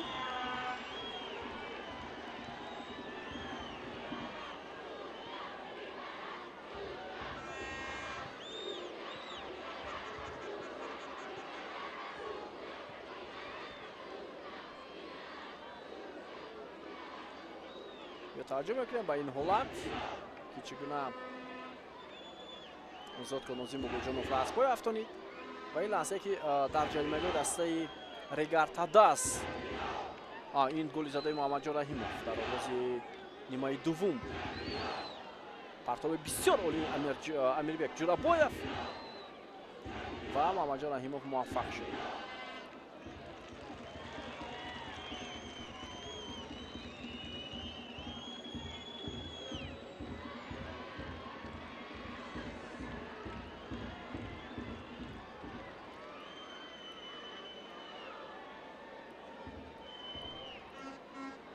Алишер Ҷураев ва Алишер Ҷалилов ва Анвар Нурқулов ҳоло машвара доранд. капитани даста ва ёрдамчии сармураббӣ Виталий Левченко.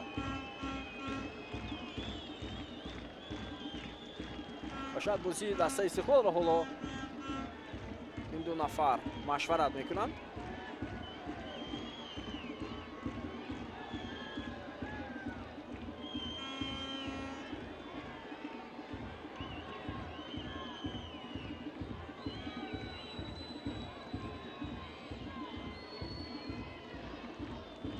инҷо аллакай Хусраф Тоиров умондагӣ дорад ва ин ҳам фикр мекунам бо пешниҳоди худи Алишер Ҷалилов ки бояд тағйирот ба амал оварда шавад дар бозии дастаи Истиқлол.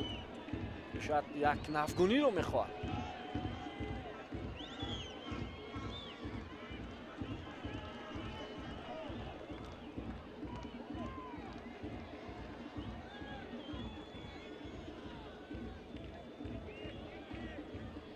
Алиҷон Каломатлозодам, Игич, Табризи Суломов. ҳоло дар ҳайати дастаи Регар Тадас бозингари ваз карда мешавад.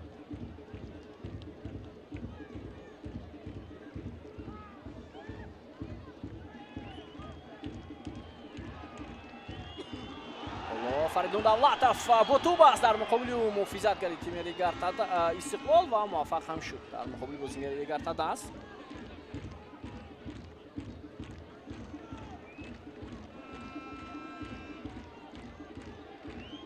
Зоткон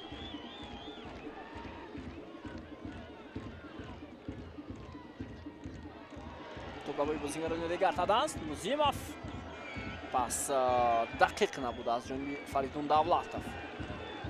وگرنه بازیگران ریگارد است میتوانستند خوبتر عکس العمل خود را انجام دهند. خب دو نفر بازیگر عوض می شود.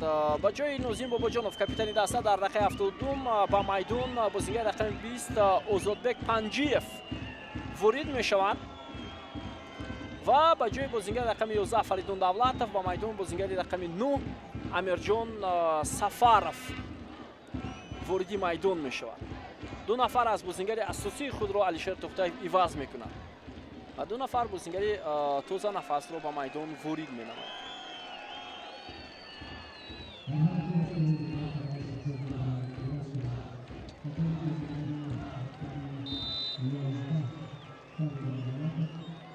خب در عموم این تغییرات سیوم برای دسته ریگارد است. امیرجان سفارов گل او را در بازی مقابل استقلال سال 2023 شد در یاد دارد که گل زده او غلبه دسته روشن را مقابل استقلال تامین کرده بود و روشن برنده سوپر جام تاجیکستان گردید. باری دوم سال 2013 هم روشن غلبه کرده بود. اونجا 2-1 استقلال را در خودی شهر کلوب مغلوب کرده بود. ادامه حمله دسته استقلال محمدجان رحیمов پرتاب به جریمه‌گاه ریگارد است و بهترین شانس برای تیم استقلال مصطفی حسنبکов. حالا در همین وضعیت شانسی خیلی خوب داشت محافظتگران ریگارد است نتوانستند این وضعیت رو برطرف کنند ولی به نتیجه بود.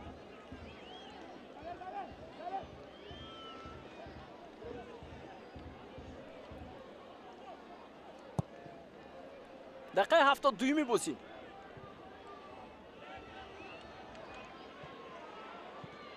ادامه حمله استقلال ولی توپ را با بازیگران ریگارد است. عبدالرحمن نوزیموف پاس به کنار چپ میدان.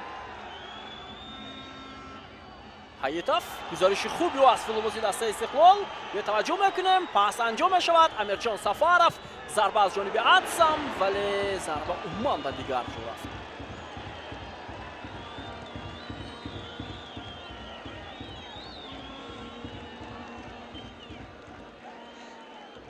ببینید چگونه میگذرد از فوتبالیست دسته استقلال ازبک حیطوف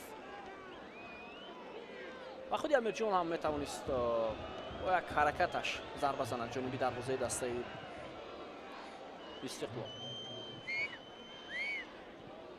فرانیکیچ علیجان کراماتلوزاده ایوان زودکو پرتابی دور و دراز ولی بازیگران ریگارد است این وضعیت رو رفع کردند.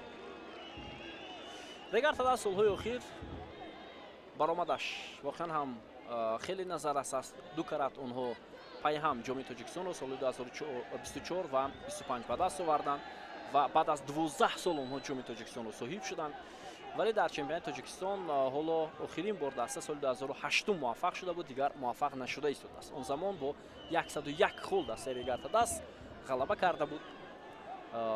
اون زمان دسته پرواز زینه دوم رو به دست آورد و خوجند در زینه سوم قرار گرفته بود در لیگ اولی.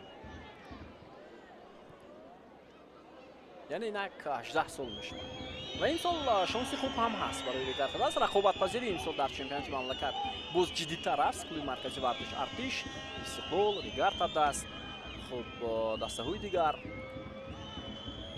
مخصوصاً تیم حاصلات خیلی پرقوت شده است. خب دسته روشن وخش تیمایی هستند که میتوانند مبارزه برند. پنجیف پس به امیرجان سفارov بود.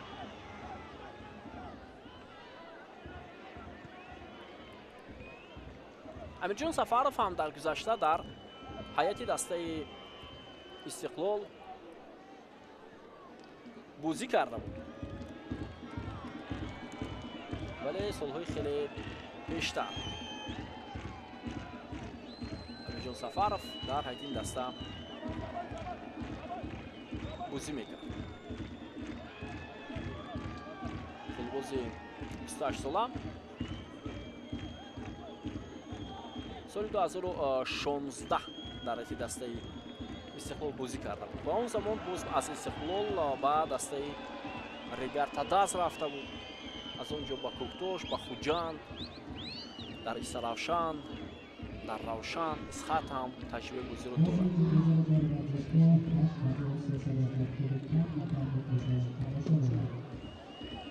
با تو بازیگران دسته استقلال علیشیر جلیلوف، ایوان زادکان،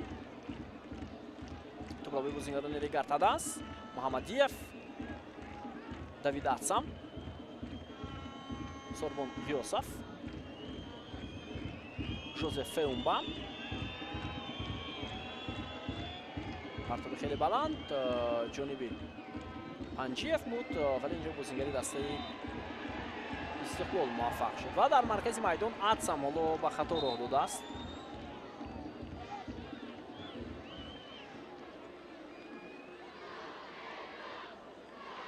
توجه میکنیم در همین لحظه دوبار ضربه جایمه داد با نفی دسته استقلال. خب جمشید اسماعیلوف رو میبینیم، شورا جباروف رو میبینیم که اینجا نشستند، کارشناسی همیشه که شبکه ما و همکارمون پرویز محمد امین. من امروز بسیاری از ستاره‌های فوتبال کشور در ورزشگاه مرکزی شهر افسار هستند، به تماشای این بازی اومدن. خیلی پرتابی بلند با جریمه‌گاه دسته ریگر تداس و امکانیت برای فوتبالبازان استقلال هست. آفساید یا نه؟ ولو دوبار اجازه میدهد که بازی ادامه کنند و بعدا اشاره میشود که آفساید بوده است.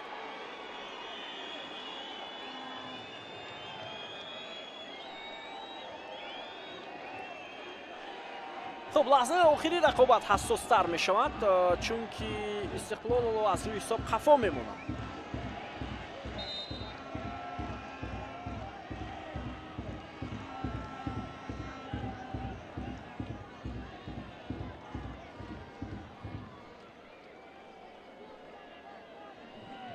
از همه بازی که من یا سوپر جامی که در تاریخ فوتبال کشور مخلصان زیاد در ورزشگاه قرار داشتند، این سرمربی دسته یکچین فوتبال کشورمان ایگور انگلوفسکی دوستان عزیز این بازی را از نزدیک تماشا کرده ایستاده است و این بازی سال 2013 با اشتراک روشن و استقلال و ریگر تداس، روشن و ریگر تداس در ورزشگاه مرکزی شهر کلوب که 15,000 تماشابین داشت و بازی 2-1 با فایده روشن جمع بست شده بود.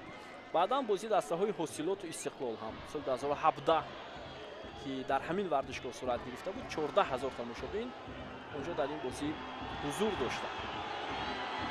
از همه زیادتر معذرت می‌پرسیم دوستان عزیز، بازی سال 2014 بود است، استقلال و روشن 5-0 در همون بازی در ورزشگاه مرکزی صورت گرفته بود. سابق پرزیدنت فیفا هم آماده بود.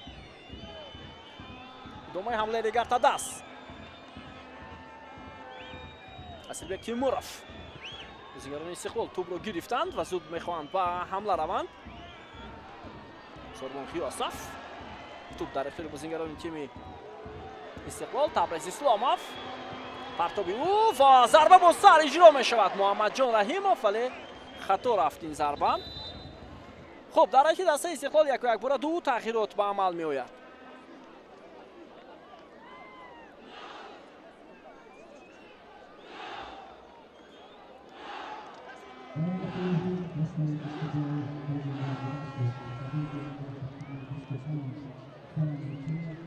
خب با جای بازیگر رقم 25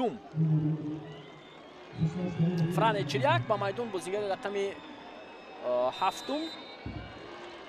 دیمیترو بیلونوک با میدان آمد و خسرو توهیروف هم وارد میدان شد. بازیگر رقم 77 تلاش بازیگران تیم ریگر تداس به نتیجه. خب با جای ایوان زودکو محافظتگر خسرو توهیروف با میدان آمد. تلاش بازیگران ریگر تداس، پرتو با کناری راست و توپ از میدان بیرون میشود.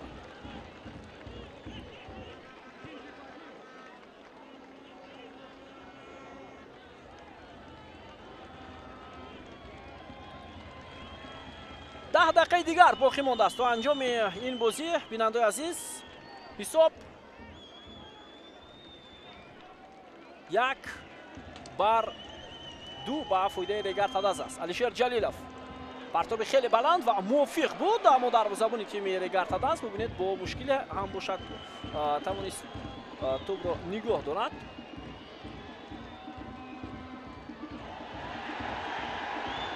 عبدالرحمن نظیمов بام پرتاب بالا با کنار چپ ارسال شد.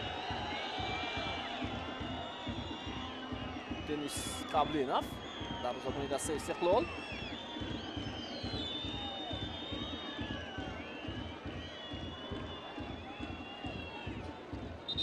حالا یک بازیگر دسته رگارتاداز آسیب گرفته است. دروازه‌بان دوباره اشاره میکند که وقت رو هم نگاه می‌دارد.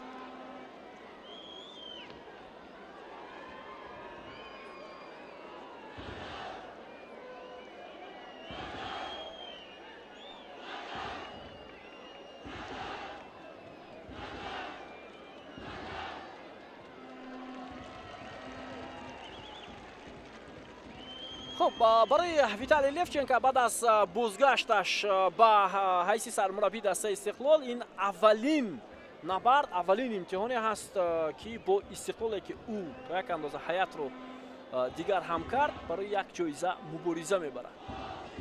لفچنکو در آن دوره‌هایی که در دسته استقلال فعالیت کرده بود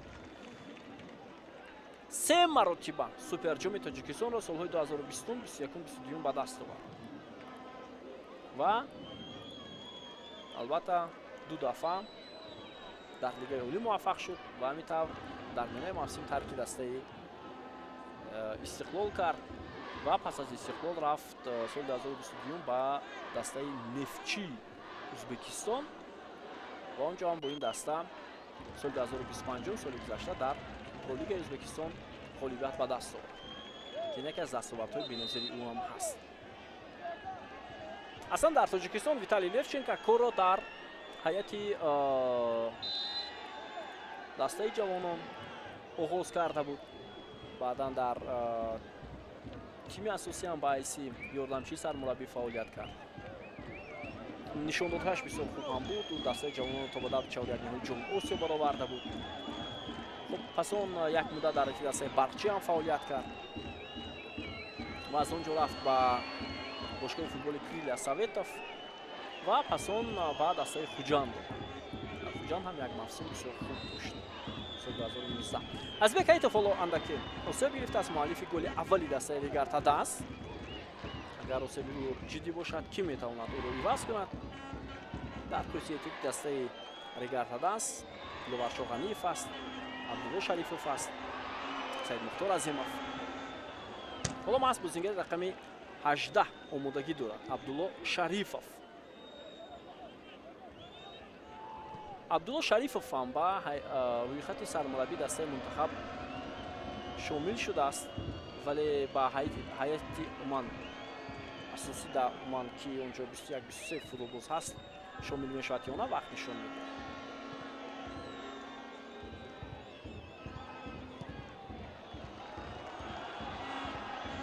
талош инҷо барои ба даст овардани туп дарвозабони дастаи истиқлол муваффақ шуд.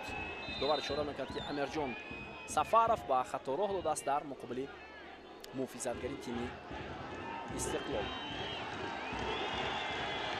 хуб 6 дақиқаи дигар боқӣ мемонад ва ба ҷои азибек айтофолло абдулло шарифов таҳти рақами 18 ба майдон меояд. муаллифи голи аввали бозӣ имрӯза муаллифи голи аввали дастаи регартадас ҳоло иваз мешавад. ӯ аз иштибоҳи муҳофизатгари тими истиқлол истифода бурд ва тӯбро ба даруни дарвозаи мизбонон равон кард ва ҳисобро боз намуд. ин дақиқаи шашуми рақобат.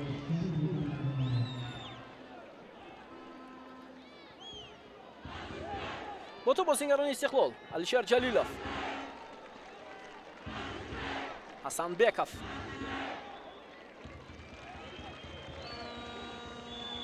ҷалилов Табриз Исломов, Муҳаммаҷон Раҳимов, партоби Табриз Исломов, муборизаи бозингарони тими Истиқлол ва Регар Таданс дар дохили ҷаримагоҳи тими Регар Таданс. Вазъияти бисёр хавфнок барои Регар Таданс ва беҳтарин имконият ҳам дошт Хусраф Тоҳиров, аммо муваффақ нашуд.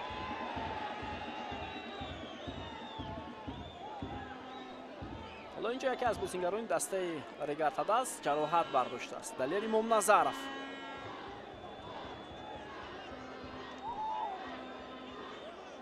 довар ишора мекунад ки бояд футболбози Регар Таданс аз ҷои худ бархезад. ба назарам бо Димитро Билоноку бархӯрд дошт ва шояд андаке худро хуб ҳам эҳсос намекунад. вале дар ҳамин ҳолат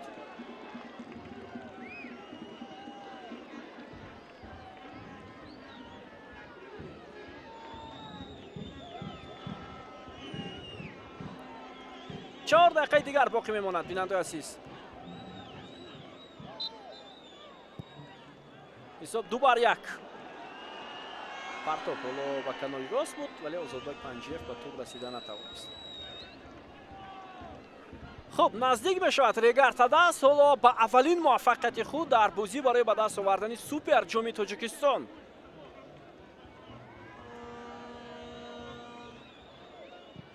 Асилбек Теймуров муваффақ шуд. ман яке аз муваффақиятҳои Регар Таданс ҳам ҳамин аст ки онҳо ҳайати худро инак чанд мавсим мешавад нигоҳ медоранд, қисми зиёди ҳайати худро. масалан назар ба мавсими гузашта баъзе бозингарон рафтанд аз ин тип, вале қисми зиёд боқӣ монд. Шерзод Муҳаммадиев, Имомназаров, Муҳаммадиев пас ба канори майдон, идомаи ҳамлаи дастаи Регар Таданс, вале Абдурахмон Нозимов инҷо чандон хуб муваффақ нашуд барои идома додани ҳамла.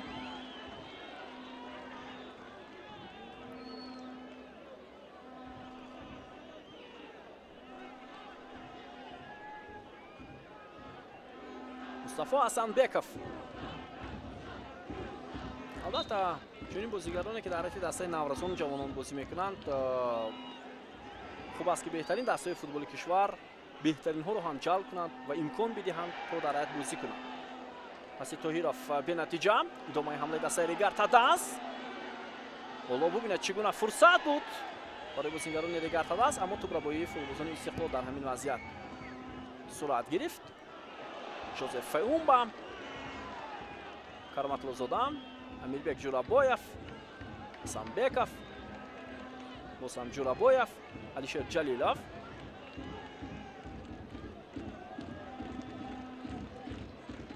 Ҷурабоев, Мустафо Асанбеков. паси ӯро хуб гирифт бозингари тими Регар Таданс. ҳоло аксул ҳамлаи футболбозони шаҳри Турсунзодам, Шерзод Муҳаммадиев, Амирҷон Сафаров, вале пасаш хато буд. идомаи ҳамлаи дастаи Регар Таданс, ҳаракатҳои бисёр хуби Абдурахмон Нозимов. гӯё таваҷҷӯҳ мекунем чӣ кор мекунад дар дохили ҷаримагоҳ, вале бозингарони Истиқлол иҷоза намедиҳанд ба ӯ ки ҳамларо хубтар анҷом диҳад. тӯбрабои дубораи бозингарони тими Истиқлол, фурсат барои Регар Таданс ва дарвозабон Денис Кавленов тӯбро дошт. Исломов, Раҳимов, ҳамлаи навбатии дастаи Истиқлол. 1 дақиқаи дигар то анҷоми вақти асосии бозӣ боқӣ мондааст. Рустам Соиров имкони зарбазанӣ меҷӯяд, муваффақ нашуд. боз ҳам ирсоли тӯб ба ҷаримагоҳи дастаи Регар Таданс.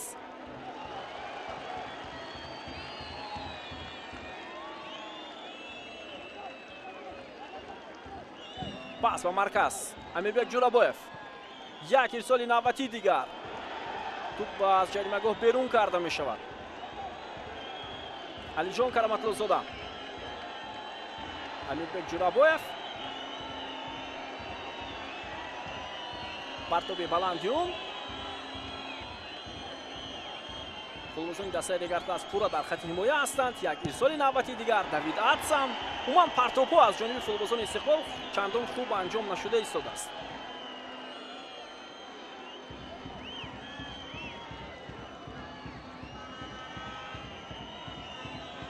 علیجان کرامت‌الله‌زاده. حالا داور 6 دقیقه لوا میکند با وقتی اساسی رقابت. وقتی اساسی اصلا با پایان رسید. دروازه‌بان رگارتادا از اینجا چیکار میکند دوستان عزیز؟ اون نادرست از دروازه بیرون آمد. مخلصان دسته رگارتادا حالا شروع غوغا میکنند در میدان. لفچنکا دعوا دارد با داور یکی امیرجان خورکاشف.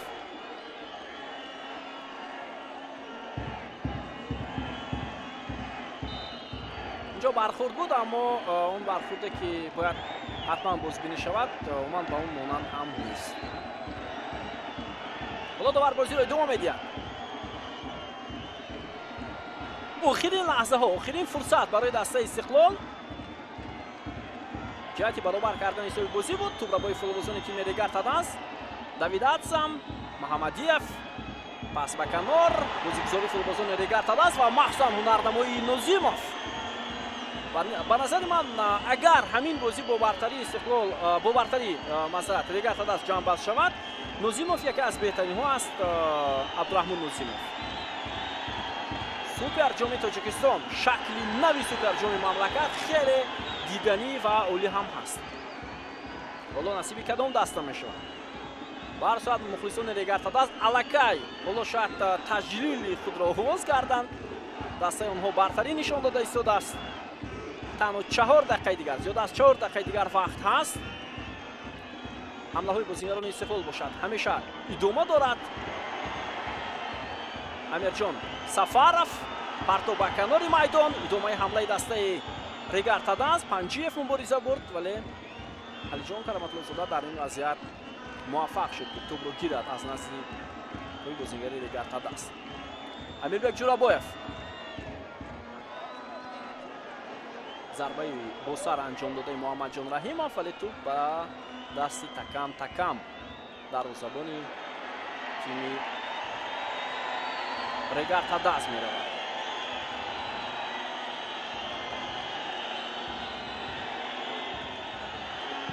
واقعا هم اندوه زیادی مخلصان دسته رگارتادا رو در ورزشگاه دیده میتوانیم. ولی امکانیت برای تیم رگارتادا به توجه میکنیم. فرصت برای پنجیف ولی چیکار میکنه در این وضعیت؟ ازودبک پنجیف بهترین امکانیت بود در همین لحظه ها برای تیم رگارتادا.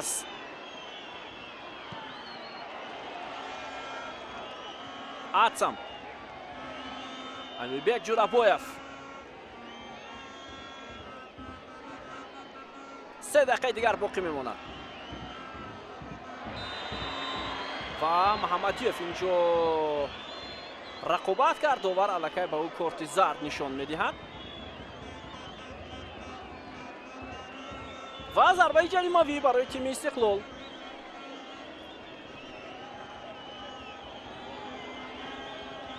بله اینجا واقعا هم خطا بوده است از سوی نیمو فیزرگری دسته رگارتادا که دیمیترو پیلون را از پای افتانید.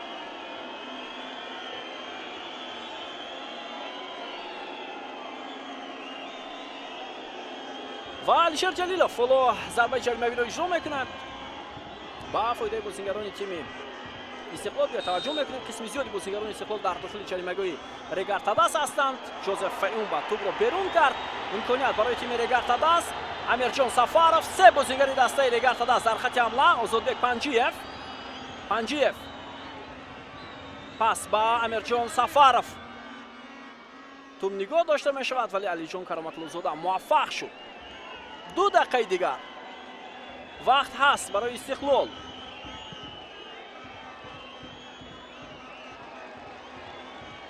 پرتاب نادرستی فولوبازی دسته استقلال و توپ از میدان بیرون می شود. علیشر توخته، فرهاد خالبکوف منتظر لحظه های آخری رقابت هستند.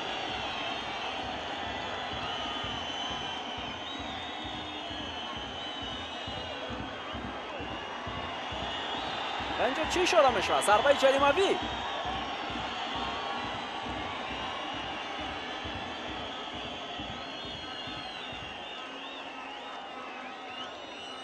ضربه جریمه‌ای برای دسته رگارتادا است. و با این وسیله اونها میخواهند وقت رو هم کشال دهند. 1 دقیقه دیگر باقی مانده است.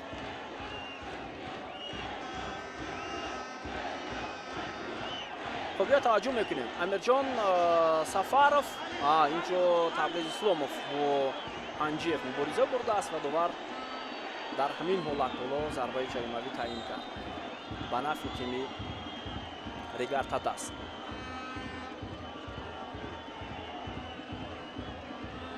خب بیا توجه میکنیم ثانیه های با شمار باقی مانده است. بازگذاری میکنم فوتبالبازان تیم ریگارتا داس. پرتاب دلیل امام نظرов بالا از میدان بیرون شد.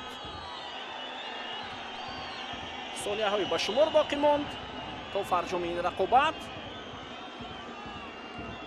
امیربек جورابویف شاید یک فرصتی دیگر دارن فوتبالبازان استقلال. بیاید یک جای میبینیم مصطفی حسنبеков پس به کناری راست میدان ادامه حمله دسته استقلال و فوتبالبازان ریگارتا داس این وضعیت رو برطرف کردند. علی جان کلامت‌الله و صدای اشتراکی داور دوستان عزیز ریگارتا داس اولین بار در تاریخ موجودیت خود سوپر جام تاجیکستان را به دست می آورد و این هم با زحمت های علیشیر توختایف مربی که واقعا هم در یک چند سال اخیر این دسته را به یک سطح خیلی و خیلی نو برآورد.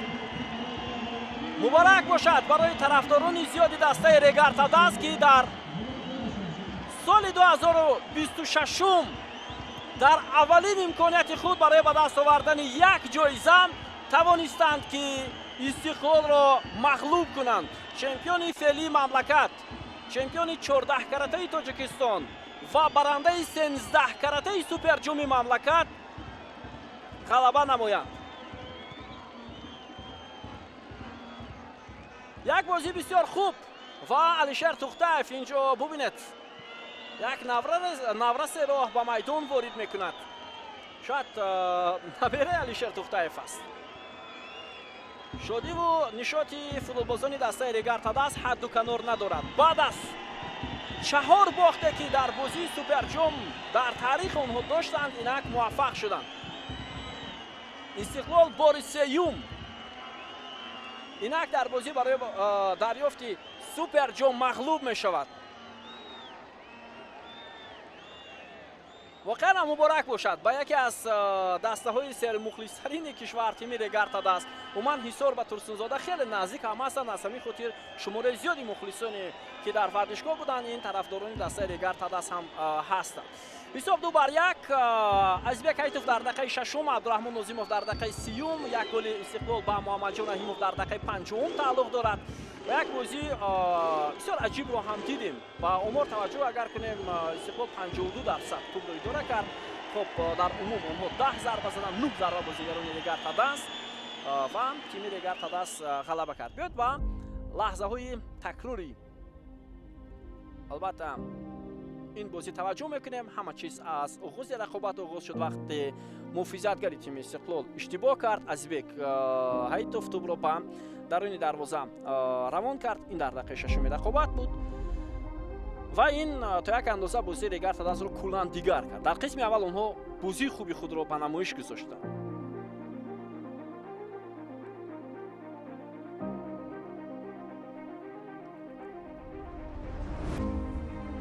و البته بعد از همین خطایی که یوسف ستانیشیچ محافظتگری دسته استقلال کرد، ویتالی لفچنکو در قسم اول او را عوض کرد و محض بازیگری احتیاطی مصطفی حسنبеков را به میدان وارد نمود.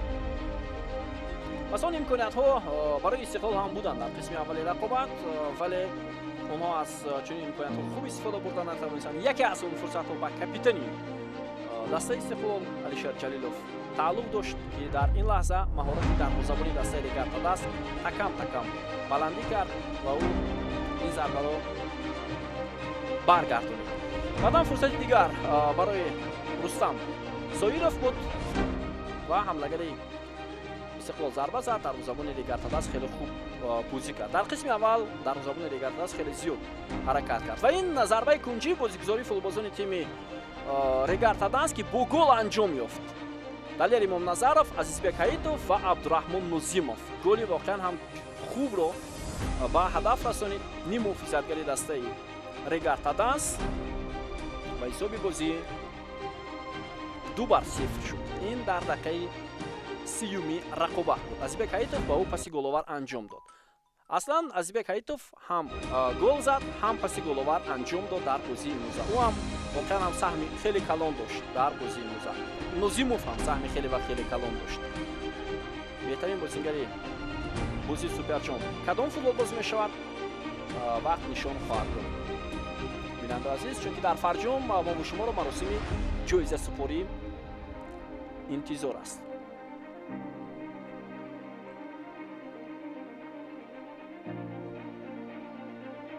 ва ин лаҳзае буд ки зарбаи Нозим Бобуҷонов хеле хуб иҷро шуд ва маҳороти дарвозабони дастаи Истиқлол Денис Кавлинов хеле баланд буд ва ӯ тавонист ин зарбаро баргардонад. пас он боз имконият барои футболбозони Истиқлол ба миён омад. ним муҳофизатгари ин даста Франичеряк зарба зад, вале дарвозабон онро баргардонид. Ва ин лаҳзаи голи бозингарони дастаи Истиқлол дар дақиқаи 50-уми рақобат ки Муҳаммадҷон Раҳимов пас аз партоби Амирбек Ҷурабоев тӯбро ба даруни дарвоза равон намуд.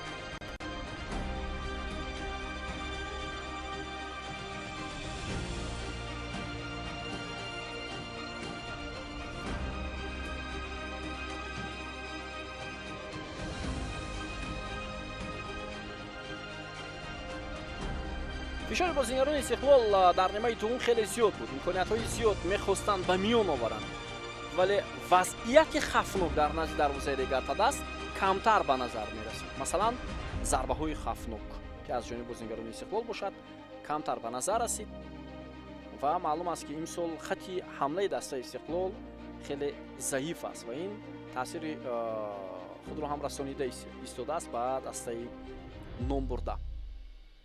ва бо ҳамин Регартаданс тавре гуфтем бинандаи азиз бори аввал барандаи Суперҷоми Тоҷикистон шуд ва ба хазинаи ҷоизаҳои худ боз як ҷоизаи дигар зам карда тавонист.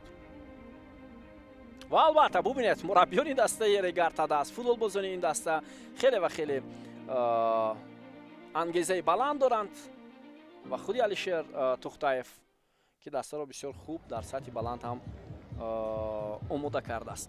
хуб, Истиқлол бори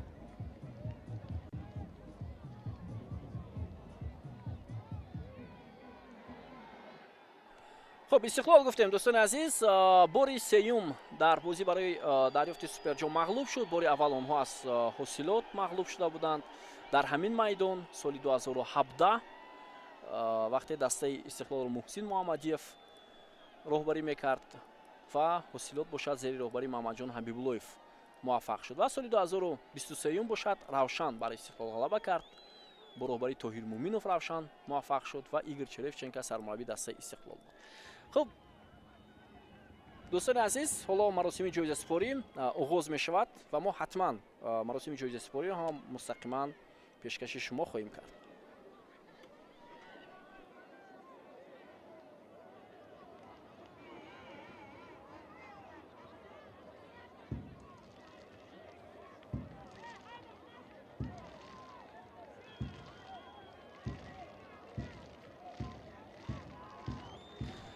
дӯстони азиз, албатта ин оғози мавсим аст. бо ин бохт наметавон гуфт ки Истиқлол албатта мавсими бисёр мушкил дорад. албатта рафтани бозингарон, ивазшавии мураббиён, ивазшавии бозингарон ҳатман хоҳем нахоҳем як муддат таъсири худро мерасонад. вале Истиқлол фикр мекунам дар трансфери тобистона боз метавонад ҳайти худро дигар кунад ва натиҷаҳои хубтар ҳам ба даст оварад. албатта аз як бохт, барои мисол аз як бохти Суперҷом ҳам таҳлил кардану ё масалан фаъолияти Левченкоро баъд ҳам гуфтан, ин то як андоза нодуруст аст, чунки Регартадаст ҳам омодагӣ хуб дааст. умуман хуб аст ки дар футболи мо дар баробари дастаи Истиқлол тимҳои дигар ҳоло рақобатпазир шуда истоданд. Регартадаст, вахш ва тимҳои дигар. ин то як андоза ба рушди футболи Тоҷикистон метавонад таъсири мусбат расонад. мо медонем ки солҳои пештар дар чемпионати Тоҷикистон дастаҳо дар баробари Истиқлол наметавонистанд рақобатпазир бошанд. Аз лиҳози масалан муди, аз лиҳози хуб ҳайат, аз ҷиҳати тактикӣ, вале ҳоло ин чиз то як андоза дигар шудааст. Дастаҳои мо махсусан тимҳое ки болотар ишора кардем рақобатпазир шуда истоданд ва метавонанд боз натиҷаи хуб ба даст оваранд. худи Истиқлол дар чемпионати Тоҷикистон дар мавсими имсола дар 4 бозӣ ки бо натиҷаи мусовӣ он ҷамъбаст шуд имтиёз аз даст дод. барои мисол муқобили ҳатто Сардор дастае ки нав ба лигаи олӣ роҳ ёфт, Истиқлол 2 имтиёз аз даст дод. муқобили дастаи Равшан ҳам ҳамин гуна ҳолат бо Истиқлол рӯбарӯ шуд. онҳо дар муқобили дастаи Ҳосилот натавонистанд ғалаба кунанд, бозӣ бо натиҷаи мусовӣ ҷамъбаст гардид. ва ба ҳар сурат бозиҳои муҳимтар дар пеш ҳастанд. бозиҳои ҷоми Тоҷикистон дар пеш аст. хуб бозиҳои дигар аз ҷумла рақобатҳои лигаи олӣ ва Истиқлолро ҳатман дар лигаи даъвати конфедератсияи футболи Осиё тирамҳои имсол хоҳем дид ва мебинем даста ба чӣ натиҷа ноил мешавад. ва имрӯз дӯстони азиз, ҳоло гуфтем тавре маросими ҷоизасупорӣ баргузор мешавад ба дастаи хуб Истиқлол ки дар бозӣ мағлуб шуд ва ҳамчунин ба дастаи Регартадаст ҷоизаҳо тақдим хоҳанд шуд ва мо шумо албатта инро якҷо хоҳем дид. ва ҳоло муаррифӣ мешаванд. беҳтарин бозигар ҳам бояд муайян гардад.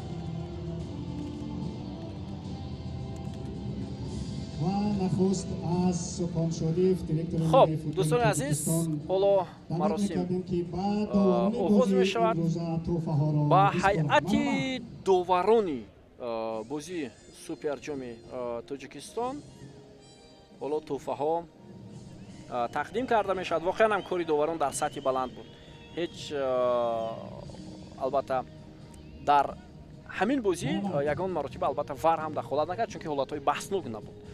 ва Бахтиёр Комилов ки аввалин қадамҳои доварии ӯ дар ин гуна сатҳ ҳаст, ҳоло бозиро доварӣ кард ва бисёр дар сатҳи баланд ҳам буд. аҳсан мегӯем ба Бахтиёр Комилов ва барои муваффақият таманно мекунем ва бовар дорем ки ӯ ҳатман дараҷаи рефери фифаро ба даст меоварад ки ҳоло довари дараҷаи якум аст. ва ба Сурбон Аҳмадзода ва Тоҳири Баҳром ҳам ҳоло тӯҳфаҳои махсус аз ҷониби лигаи футболи Тоҷикистон тақдим мешавад. ба довари чаҳорум Амирҷон Хоркашев ва ба доварони дигар Зуҳал Хуҷаназарова ки дар назди вар буд ва ҳамчунин ёрдамчиу Исмоил Нуралиев ва боз довари дигар дар назди вар Шарифбек Нуриддинов тӯҳфаҳои махсус тақдим карда мешаванд. ва инак мебинем ки ҳоло боз чӣ ҷоиза дар маросими ҷоизасупорӣ супурда мешавад.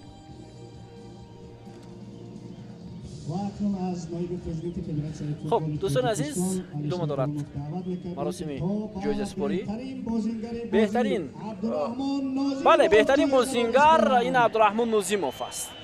عبدالرحمن نوزیمов بازیگری که موسم اولی هنرنمایی خود را در حیطه دسته ریگارتاداست پشت سر دارد. او ارزنده بود واقعا هم با هنرنماییش در میانه میدان، با بازی خوبش گلی زیبا هم زد و ما تخمین هم کرده بودیم که او یکی از بهترین ها در همین بازی است و شاید بهترین بازیگر هم اعتراف شود. و دوستان عزیز،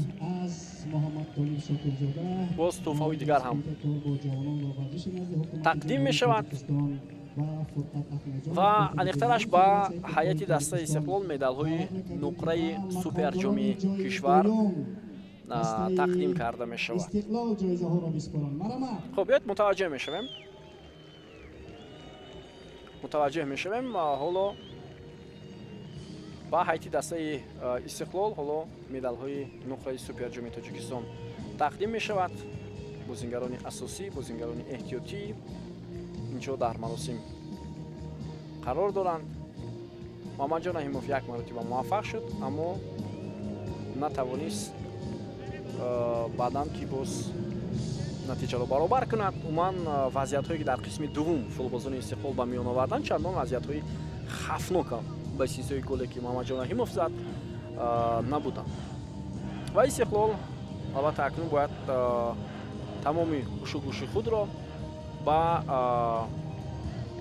бозиҳои ҷоми Тоҷикистон ки бо Хуҷанд бозӣ доранд, хеле бозии душвор аст дар сафар, бозии аввал ва бозиҳои Лигаи Олӣ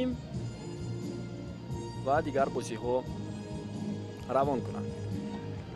ҳоло дар қатори бозингарон ҳама футболбозони асосӣ, ҳама бозингарони эҳтиётӣ қарор доранд ва албатта дар қатори футболбозони тими Истиқлол мо капитани дастаро намебинем Алишер Ҷалиловро.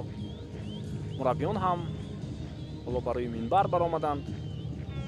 кормандони даста, табибони тим, маҳзгарон, маъмурон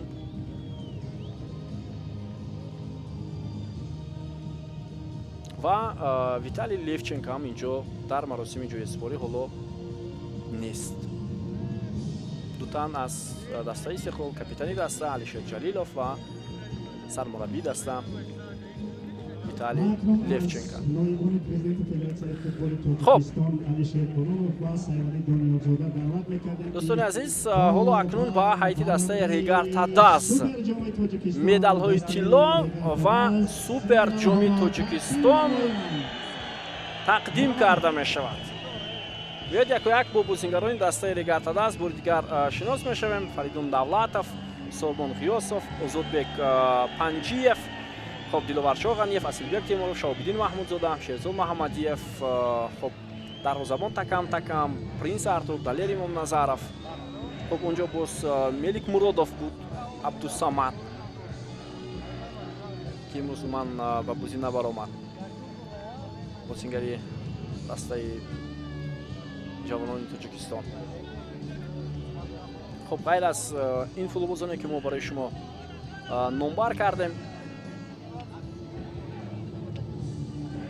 باز فوتبالبازان دیگر هم هستند.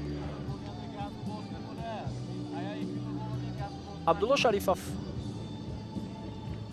در قسم دوم با میدان آمد. این فوتبالباز با نام او در هیئت وسیع تیم منتخب است. امیرجان سفرов، عبدالرحمن نازیمов بهترین بازیگری بازی سوپر جام، давид атсам، جوزف فئومبا، نگولو ابومو، سعید مختار عظیمов.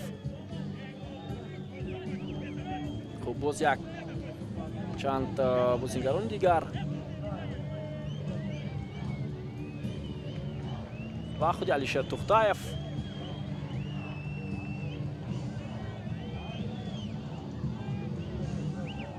خب برصورت ریگارتا داز هم یک دسته خیلی پرقوت است. بیهوده آنها دو موسم پای هم جام تاجیکستان رو به دست نآوردند و این موسم سوپر جام تاجیکستان رو علاقه مربوطی نامی خویش کردند و باز امکان دارند که در دو مسابقه دیگر تلاش نمایند، جام تاجیکستان و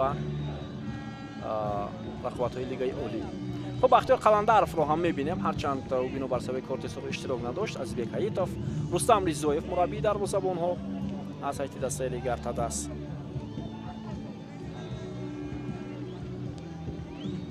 خب اونجا باز فرهاد خولبکov، فروخ چوریف، بختیار زاکیرов مأموری دسته، سهراب جلیلov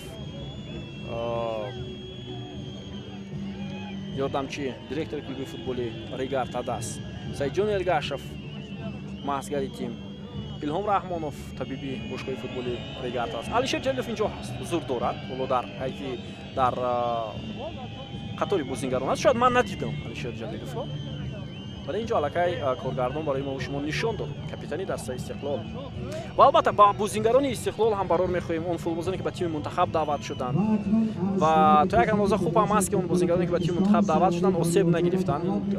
خرسندی آور است در همین لحظه ها.